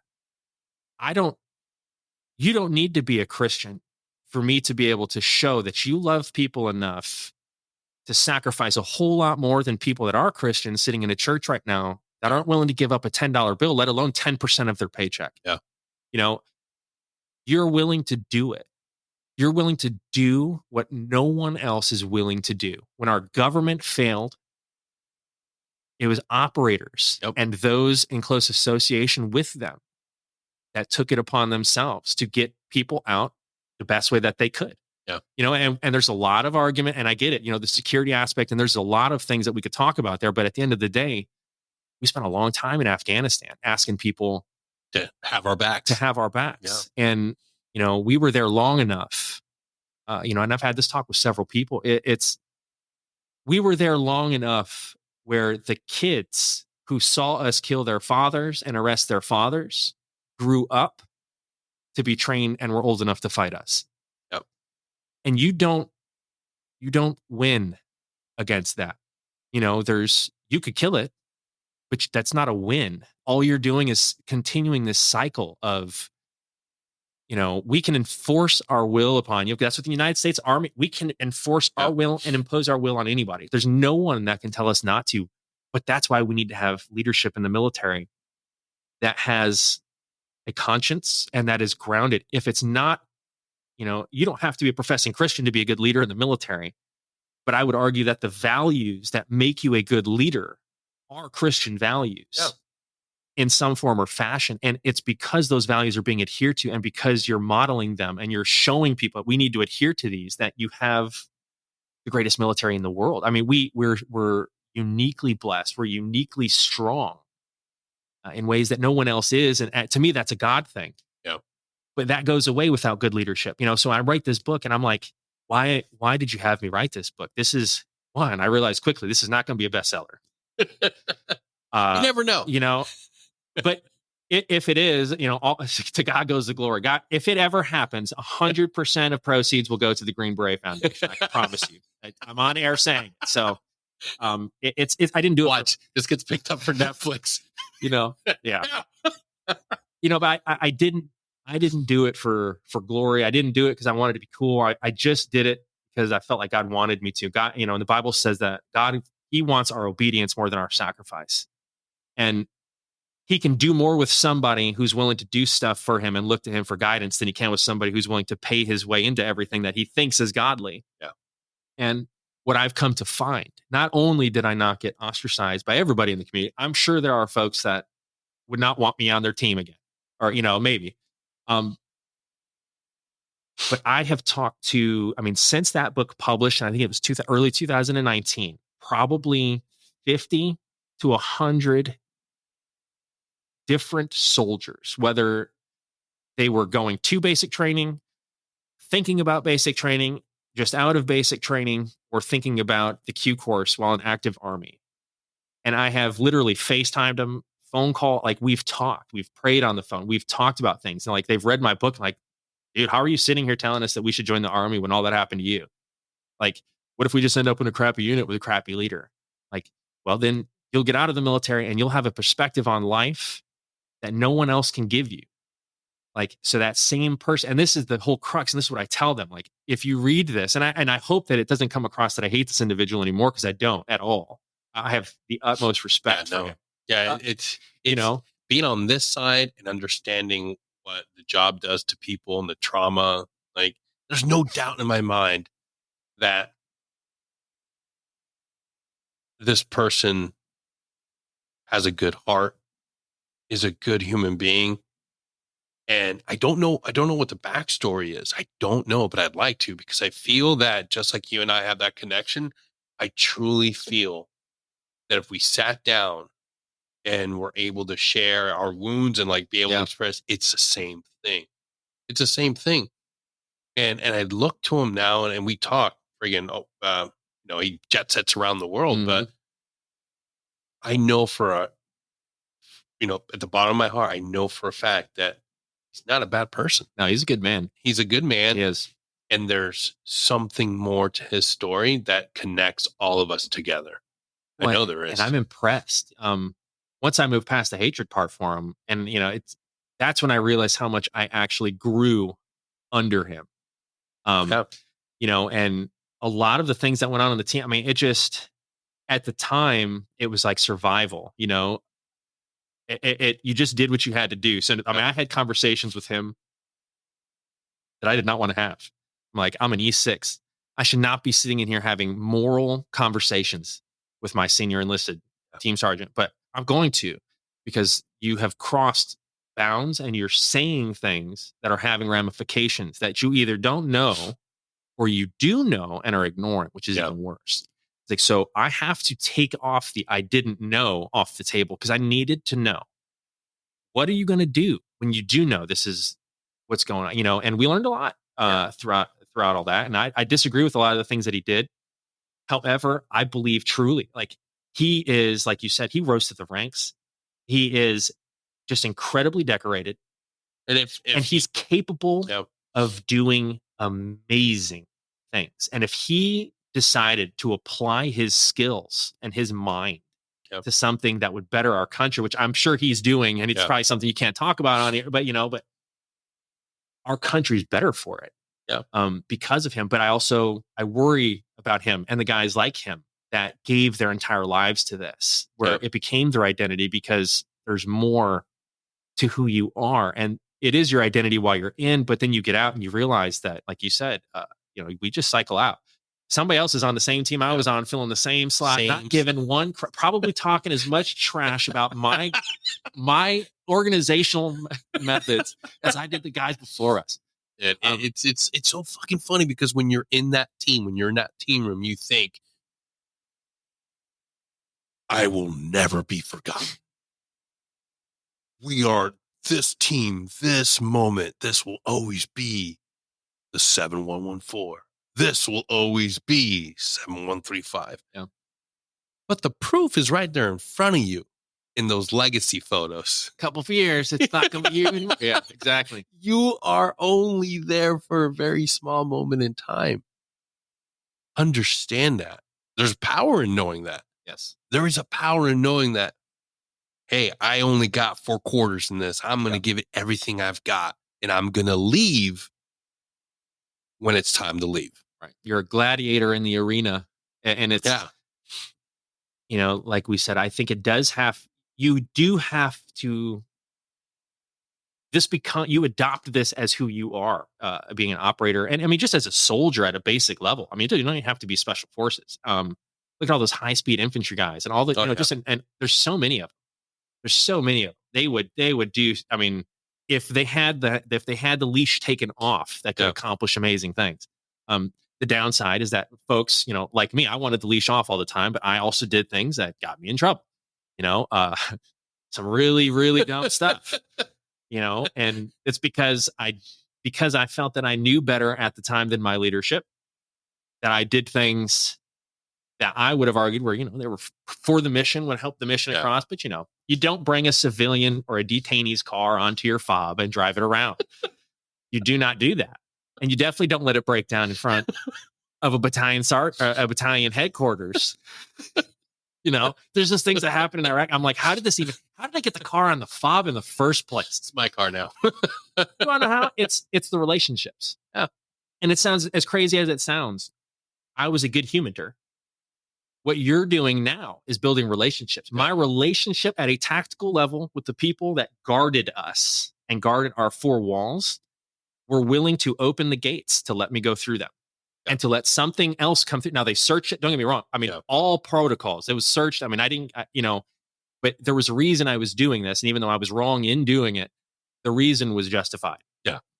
In my mind, the legal, I don't know. I'm glad that I didn't get in bigger trouble for it. But I think because they saw my heart. I was trying to save lives. I was going above and beyond. If I thought that it would help us win or help us be successful, we did it. Yeah. And I didn't ask. I Okay, you're going to yell at me if I ask. You're going to say no, but I'll just do it. And I'll come back on the flip side with the results. Like, hey, guess how I got this? Like, you're going to love this story. I pimped his ride. But operators, soldiers that need to do more with your life, that's a God thing. Yeah. That not being satisfied with being comfortable, that's a God thing. Nobody in the Bible was comfortable. Jesus, I mean, none of they were all doing things that brought them out of their comfort zone, and that's what operators do. I mean, the Q course. I mean, if you could boil it down to what it is your between your technical training and tactical training. But I mean, it's boiling it down to willpower. Yeah. It's 99%. That's the only reason if it was anything to do with physicality or or mental abilities, I would not have made it. It's pure willpower, because I was too stupid and stubborn to quit. It's like, look, I'm just not going home. I mean, the battalion I came from, before I left, my sergeant major and battalion commander chewed me out, pulled me in the office, told me I would never get promoted. I would deploy. They would make sure I never left. He guaranteed. He left it in no uncertain terms. When I came back from selection, unselected, my Army career was basically done. And I was like, dude, I'm just trying to go do more. Yeah. Like, why? But then get to selection and they're like, sprained both ankles, just terrible sprains too. And I'm a baby, man. I'm like, God, my feet are hurt so bad. My ankles, I can barely walk. I'm using my M16 as a crutch through the woods. But I saw his face. I can't, if I quit, I have to go back. And one way or the other, he is going to look me in the face. He's going to get me to say it. And I can't do it. Like, I will literally saw my foot off and do this with one foot before I'll go back a quitter. You can send me home, but I will not go home. And those are the type of people that are doing this, so the faith message is not one that reaches a lot of these guys, especially if they don't come from a faith background. And the lifestyle, the tempo does that naturally. Even people from a faith background. I mean, the alcohol happens. I've not met an operator that doesn't drink. Yeah. I've met some that have not done it as much as others. But there's just certain things, and it's just par for the course, because these guys are asked to do things that other people play in video games. And it's, to your point, it's super easy to turn on a video game like, this is super sexy. I like this. But when you're having to rip a uniform off of somebody that and you're applying a tourniquet, or even if you don't know them, but you're looking at, some Iraqi policeman's face on the side of the road after their checkpoint got leveled, like, that stuff stays with you. And it's like, and I like video games, Call of Duty, just as much as the next guy. But I know what it's like. I've talked to the guys like you have, that they don't talk about that. They'll go their whole careers and they will use that and they will numb that to better themselves and to continue to push past that threshold. But at the end of the day, all of these points in our lives that cause us those moments of regret or guilt or sadness, they come back. Yeah. And with operators, I think that's why substance abuse is as bad as it is. And it's because numbing it is easier than dealing with it. 100%. It's so easy. It's so easy. And it's almost propagated. It's, like you said, it's have a beer in the team room. And again, I'm not against having a beer in the team room. It's not that doesn't make you, you're not going to hell. You're not going to hell because you had a beer in the team room. You're not a bad husband or father because you stayed late and had a beer in the team room. If the beer in the team room is more important than your kids' recitals, if the beer in the team room is more important than your date night, which you only have once every 4 months with your wife, you're on rocky ground, and not all women are willing to stay on rocky ground and wait. And, and for me, that's why Columbia, it really was. I mean, we've had the divorce talk so many times, but for some reason, this was the one. And I knew it. I was always the one leaving before. And I was like, if she gets to the point where I'm not needed in her life, this is not like, it's not me. This isn't, I'm an emotional wreck. I'm all over the place. She's not me. She will have done this cool, calm, and collected, arrived at a place she's justified to be at, to say things that she's justified to say and accuse me of things that she's justified. Yep. And all I can do is sit here and be like, what? That's me. That's who I am. And that broke me for a while. And that really, the suicidal stuff, it goes back to it, and as much as I hate talking about it, I feel like it's important, and it's important with the faith message, because um, being a man of faith, I believe in God. I believe in Jesus. I believe in the Holy Spirit. I believe that there are things in this world that we cannot see. Um, and I would argue that look how many ghost shows there are. Right. Our society chases the supernatural. I think that humans are hardwired for that God touch, which is It's why the unknown, that constant factor of like, it ends. yes, exactly. What's after? And what happens next? And, we do have a purpose. And, when I read the Bible, I see that, I see soldiers are held in high regard. God, his armies, whether you're, think the New Testament or the Old Testament is real or not. The Jewish people, they definitely believe that it's real.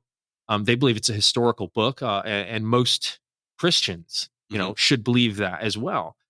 And when you read about what those armies did and the things that they did, and you see that God is not anti-soldier.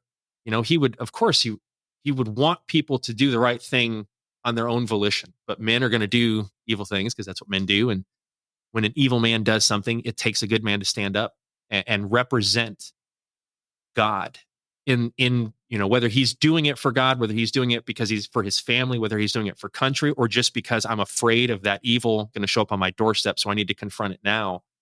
Those are godly traits. And that's what our soldiers, our operators, they embody those things. I see soldiers as just very unique and closer to God. Not all, but many of the soldiers, especially the ones that are doing the most dangerous things, the hardest things, they are closer to God than many of us are. Just in the nature of their work. Yeah. They deal with life and death. I mean, they deal death to people that I would argue need it most of the time. But sometimes, that judgment is justified. And that's what death is. Death is judgment. The Bible says that death is the result of sin, the sin nature. And all are appointed to die in the body at least once. And what happens afterwards? And we all wonder those things. But to me, and it goes back to this bravery of our operators. They are willing. Some of these guys who I know were not Christian. I mean, but they would literally run out into bullets. Yeah. Fearlessly. And I believe, when scripture says things like there's no greater love than a man who will lay down his life for his friend, like that is the epitome of what that is. So this person could be drinking all the time. You could be cheating on your wife. There is so much love in these operators that they are not functioning. Many of them, maybe not functioning healthily in several swim lanes that they should be. But in the one swim lane that has cemented who they are, that everything's for the guy on my left and my right. Like I could care less who the commander. It's about who's in the foxhole. Who's on your team. They're Michael Phelps in that lane, right? They are Michael Phelps in that lane. And my hope was that my book and everybody that I encounter, I try to push the faith envelope a little bit. And I don't force my faith on anybody, but I want people to think about it, because I think that question it, start asking the questions. And if you ask, the Bible says, if you seek God, you will find him. And you have to seek him for the right reasons, though. If you're seeking him just because you want to go to heaven, you don't want to go to hell, but you're not willing to stop, God getting hammered, cheating on your wife, there's a conflict here. Why do you want to talk to God?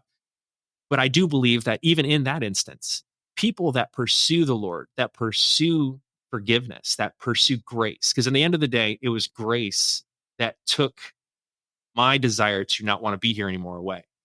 When you realize that God loves you so much, he loved King David so much that even when King David impregnated one of his commander's wives, sent by order this guy out to the battlefield to die so he could marry his wife, God still used him to build up and to build the temple, or to raise a son Solomon to build the temple.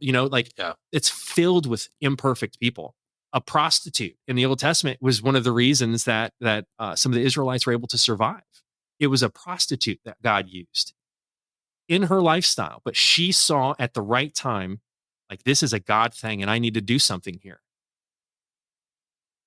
I mean, when I read the Bible, and maybe it's the background that we come from, but when I read it, that's what I see. Like, I see guys and I can just see faces flashing through my head of guys that maybe we're not Christian, but I can think about the conversations we had, things they've done, things that they did before I knew them or after that, the story. And they're incredible human beings. And they all deserve to know that there's forgiveness.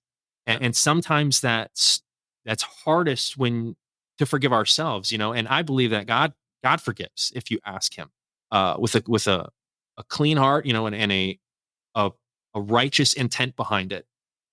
He forgives you of your sins, but I did not forgive myself for a very long time. And that's where I think a lot of the conversations I've had with folks, that's where I think a lot of it leads, is people, even after they leave the military, even if they know that that there's more to life, they're not willing to take that leap of faith and leave this behind. Yeah. And I did. I mean, I spent years where I did not feel like a Green Beret. I felt like I was just a church guy, like it's, I'm just, that's who I used to be. But then fast forward a couple of years, like this book came out, and all of a sudden, now I'm talking to you, and I go through my Rolodex, and I'm like, I have pastors and I have special forces operators in my book. Yeah. I mean, how many people in the country can say that, and God just, he's blessed me. And my life, I've not done anything, miraculous. There's no Medal of Honor stories in my military service, nothing like that. But I have worked with people that have done those things. Mm-hmm.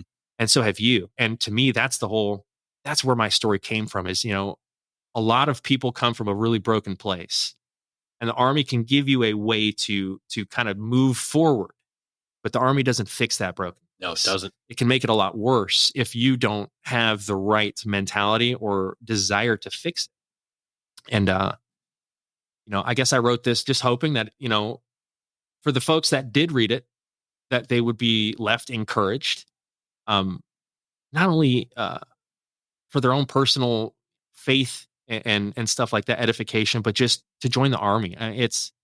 The Army was both the very best thing that's ever happened to me, and then I could say maybe one of the worst things that's happened to me. And that's okay, because we can have truths. Right. You can have, and that's the whole thing about growing up and maturing and realizing that I'm not, and to any Green Beret or operator out there listening to this, like, you're not just this. The warrior mentality encompasses so many other things. And that's what you have to discover. And I think reading this book was absolutely a window into a good friend that I served with, and into my own journey, and being able to read that and understand, like, okay, Kirby did this. He's already went through it. I can do it too. So can everybody else. Yeah.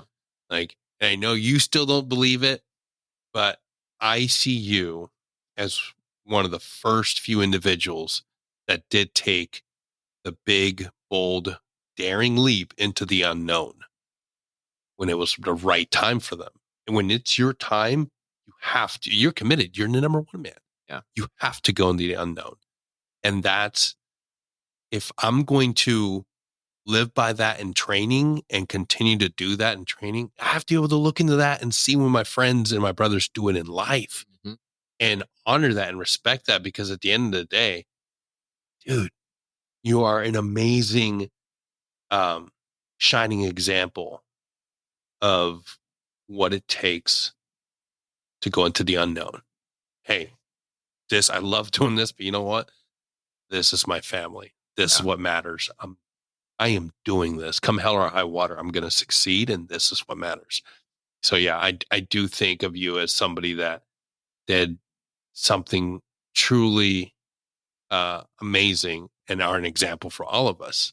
Because looking back at young Denny now, and looking at young Kirby when he made that decision, dude, that's the bravest fucking thing I've ever seen, dude. Terrifying. And you did like a fucking G. It was terrifying. The name of the book is Single Set of Bootprints, story of a God-made Green Beret. Go out there, get it, Amazon. Friggin', I get everything on A-Books right now.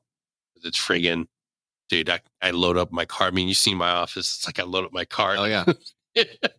Well, and I'll just, if you don't mind, if anybody decides to get it, if you know of somebody that is struggling, whether it's just with alcohol, like my story is not necessarily going to be the thing that draws somebody to know who the Lord is.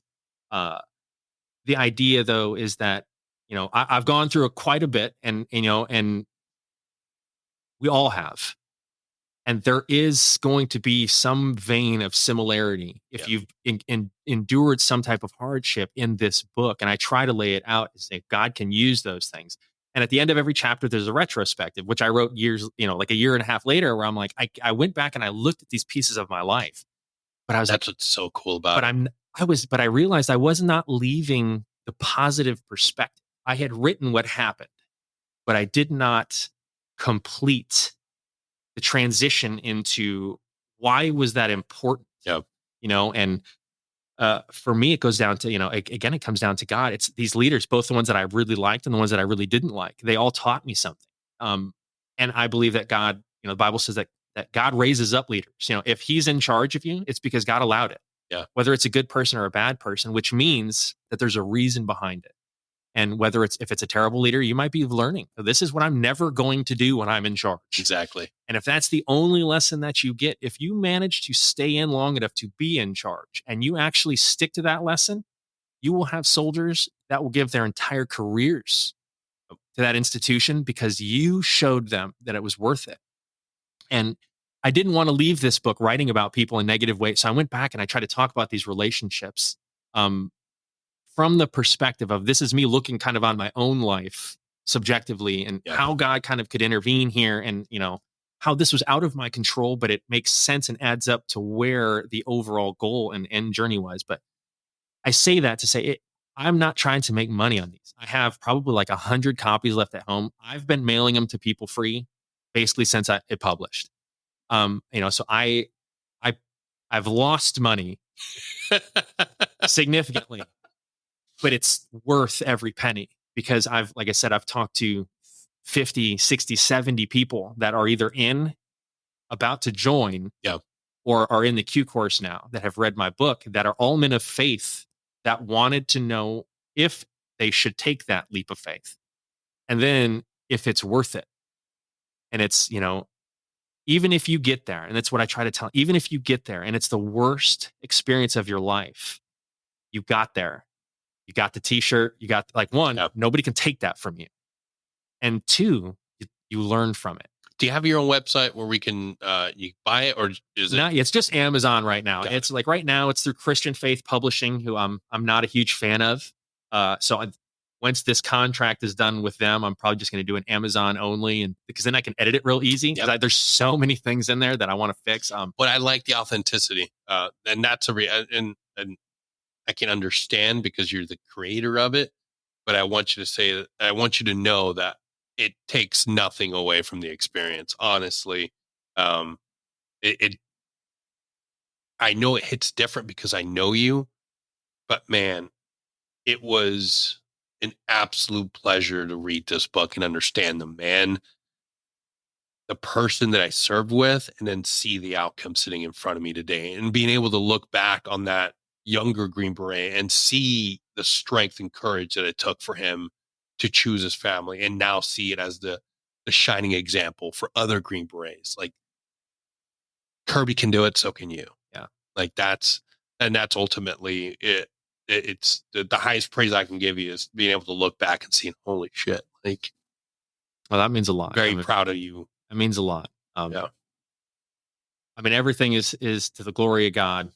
If anything good comes from it, it's not anything I did. It's all him.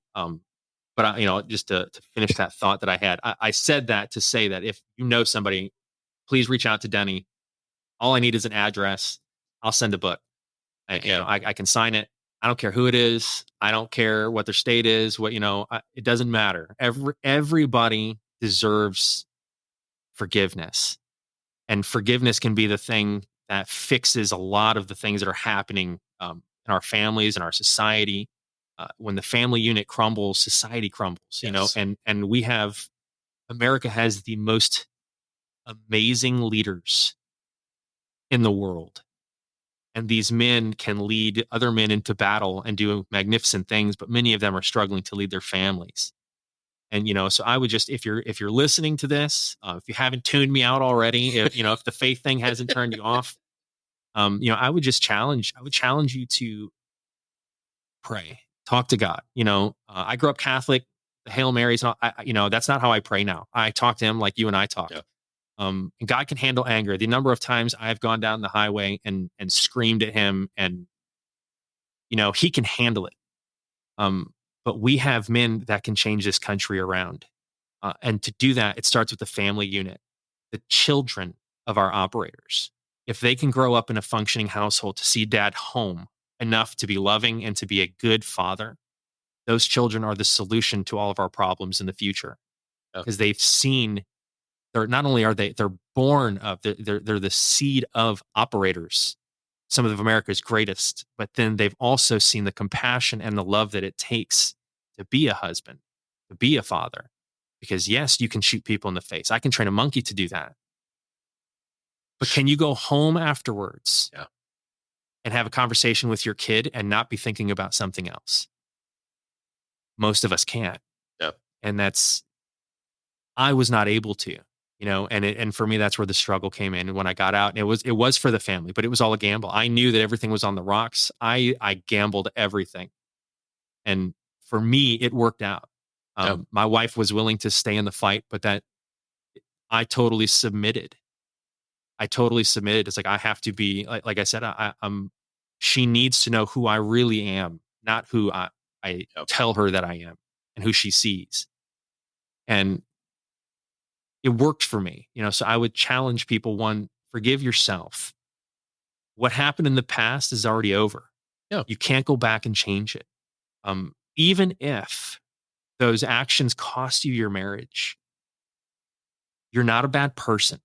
A lot of us make mistakes. Those mistakes can make or break us. And while we're in, sometimes it's hard for those things to break us. So when we get home and we're sitting on the couch by ourselves with no TV, and we start thinking about those things that broke us, I just want to encourage people: pray, reach out to God. I think that the Bible is the Word of God, so that's where I go to for my scripture reading. But praying to God helps a lot. And if you pray to Him with an expected end, like, I believe in you, and I believe that you really do have a purpose for my life. He orders your steps, and then He will show you what you should be doing. Yeah. And I've seen that with so many people, and I see what our operators do. The ones that are successful will be shoes. I mean, I own every pair. For real. My wife got me the last 2 pairs. So I've got, I think it's the Mod ones, but in every color that they come in. That was just some guy with a great idea, but like, he started something. Imagine if, on top of the economic and business aspect, if we applied that initiative and that energy towards our families and our communities, a lot of the problems that we're seeing eventually will phase out. Because it's poor leadership is why we're in this place that we're in. I mean, Republican, Democrat, both. It's suck. Poor leadership.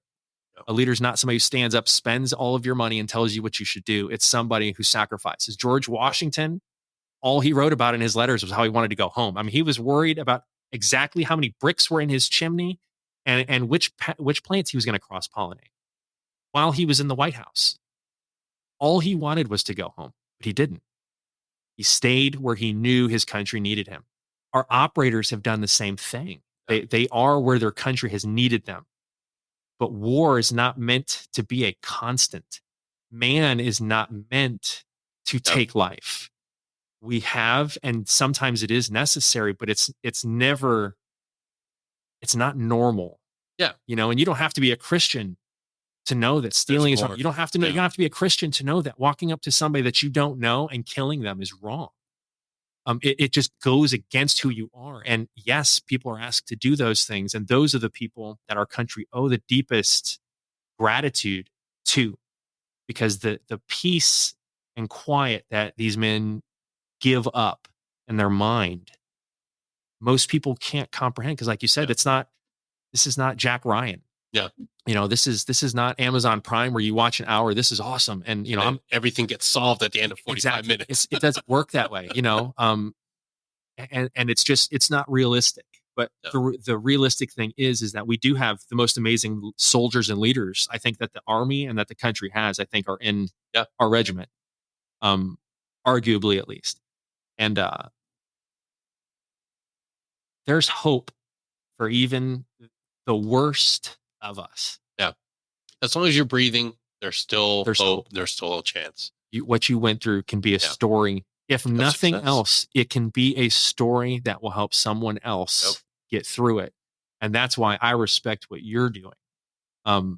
Because the suicide rate is something that it's been on my heart for a long time. And it's because I've circled the drain myself. Yeah. And when I hear somebody, that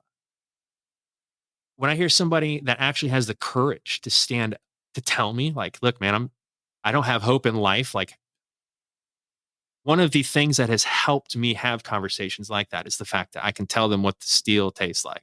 Yeah. Like, you've been there. And it changes the conversation, and it's, well, how did you end up out of the dark place? Well, one, you just got to get right with God. You have to look for the only one that can actually solve our problems. Yep. That's, and be open God. And ready to heal. That's the biggest thing. And healing looks different for everybody. Yeah. Key. Yeah. But you have to want it. And that's the thing that breaks my heart when I talk to wives or family members. And, we do our peer-to-peer support group, which we built, and the mission is we're bridging that gap. We're getting you around other people that are healthy now, other people that have gone to therapy, other people that are doing vast amount of different work to stay healthy and get better, so you can get away from the negative echo chamber that you might have, which your group of guys are all suffering. But unless you're ready to do the work and start healing, I can't convince you. It's not about convincing. It's not about forcing you. It's showing you, giving you an actual weekly night where you can see people that are healed, that are recovering, and what that journey looks like. That's right. Because when I was at my worst, I didn't want to tell the truth. It's only when I was ready and I was willing to divulge and give up this idea that I could fix it myself. Well, and that's most of us, when you're in that place, I don't want people to talk to me either. Like, not only do I not want to talk to you, but leave me the hell alone. Yeah. I'm going to circle my drain, and you're not going to stop me, and it's a dangerous mentality, but it is the reality. And that's a pride thing, within all of us. That ego, that, look at me, look, there's no way this giant pillar could ever fall apart. Like, no, you're human. That's right. You're imperfect in every way. And you're not meant to carry all of this. You're not meant to shoulder all this trauma. And there's that moment of understanding that, like, okay, there's something bigger at play. If I haven't done it, or if I'm willing to put the gun down, or if I'm willing to not overdose right now, something is speaking to me. There's a chance. There's somebody's willingness. Yeah. But Kirby, I can't thank you enough for being with me today, talking about this. We survived and we thrived in the team room. And when we leave, we tell ourselves that we don't have a community, but we do. We just have to reach out. And I got to tell you, when we finally connected, man, that was a good moment to my soul, man. Me too. Same here. Being able to have that moment of understanding, and the clarity of being able to see, okay, now I understand him. I see the whys and the hardships, and I see it, and being able to have this friendship back, brother. Thank you. It's not wasted on me. And I can't wait to see what you do next. because I see this as only the first book. I've got another. It's a biblical fiction written, but it's so much work needs to be done on it. It's in infancy. It's been in infancy stages for like 2 years now. But it's fun. It's John Rambo meets the Bible, I guess. So I'm already there. I can't wait. If nothing else, it'll be exciting, I think. But it all takes place locally here too. So I drove around to Pensacola, and so I'm talking about certain things. So it's interesting. But I enjoy talking about my faith now, especially because it's any opportunity to share. What makes me better is important. So I just want to thank you for letting me on. Absolutely, man. And I love you like a brother, and I truly appreciate the opportunity to come on. And if there's ever anything I can do for you, anybody who's listening, I mean, I'm a nobody, but I will pray for you on the phone. I mean, you call me if you want prayer. Yeah. I mean, get Denny your number, and I will, reach out to us on Instagram or on the website, and we'll get you in touch. It's absolute honor. Oh, before I want to give a shout out to Triple Nickel Clothing. You go there, get their Delane hat or get their Cash collection shirt, American Hero, that we should all be celebrating, not just during the season of gratitude, but all the time. That's right. So please go to triplenickel.com and use our code Security Halt Podcast at checkout, 10% off. And I'm not drinking coffee right now. It's actually tea. Jocko's very own. But this morning, I started off my day with some red, white, and badass brew coffee. You go to them, and you're not going to get this cup. This is my cup. But you can get the coffee and then use Security Halt 10 for 10% off your order. Until next time, take care.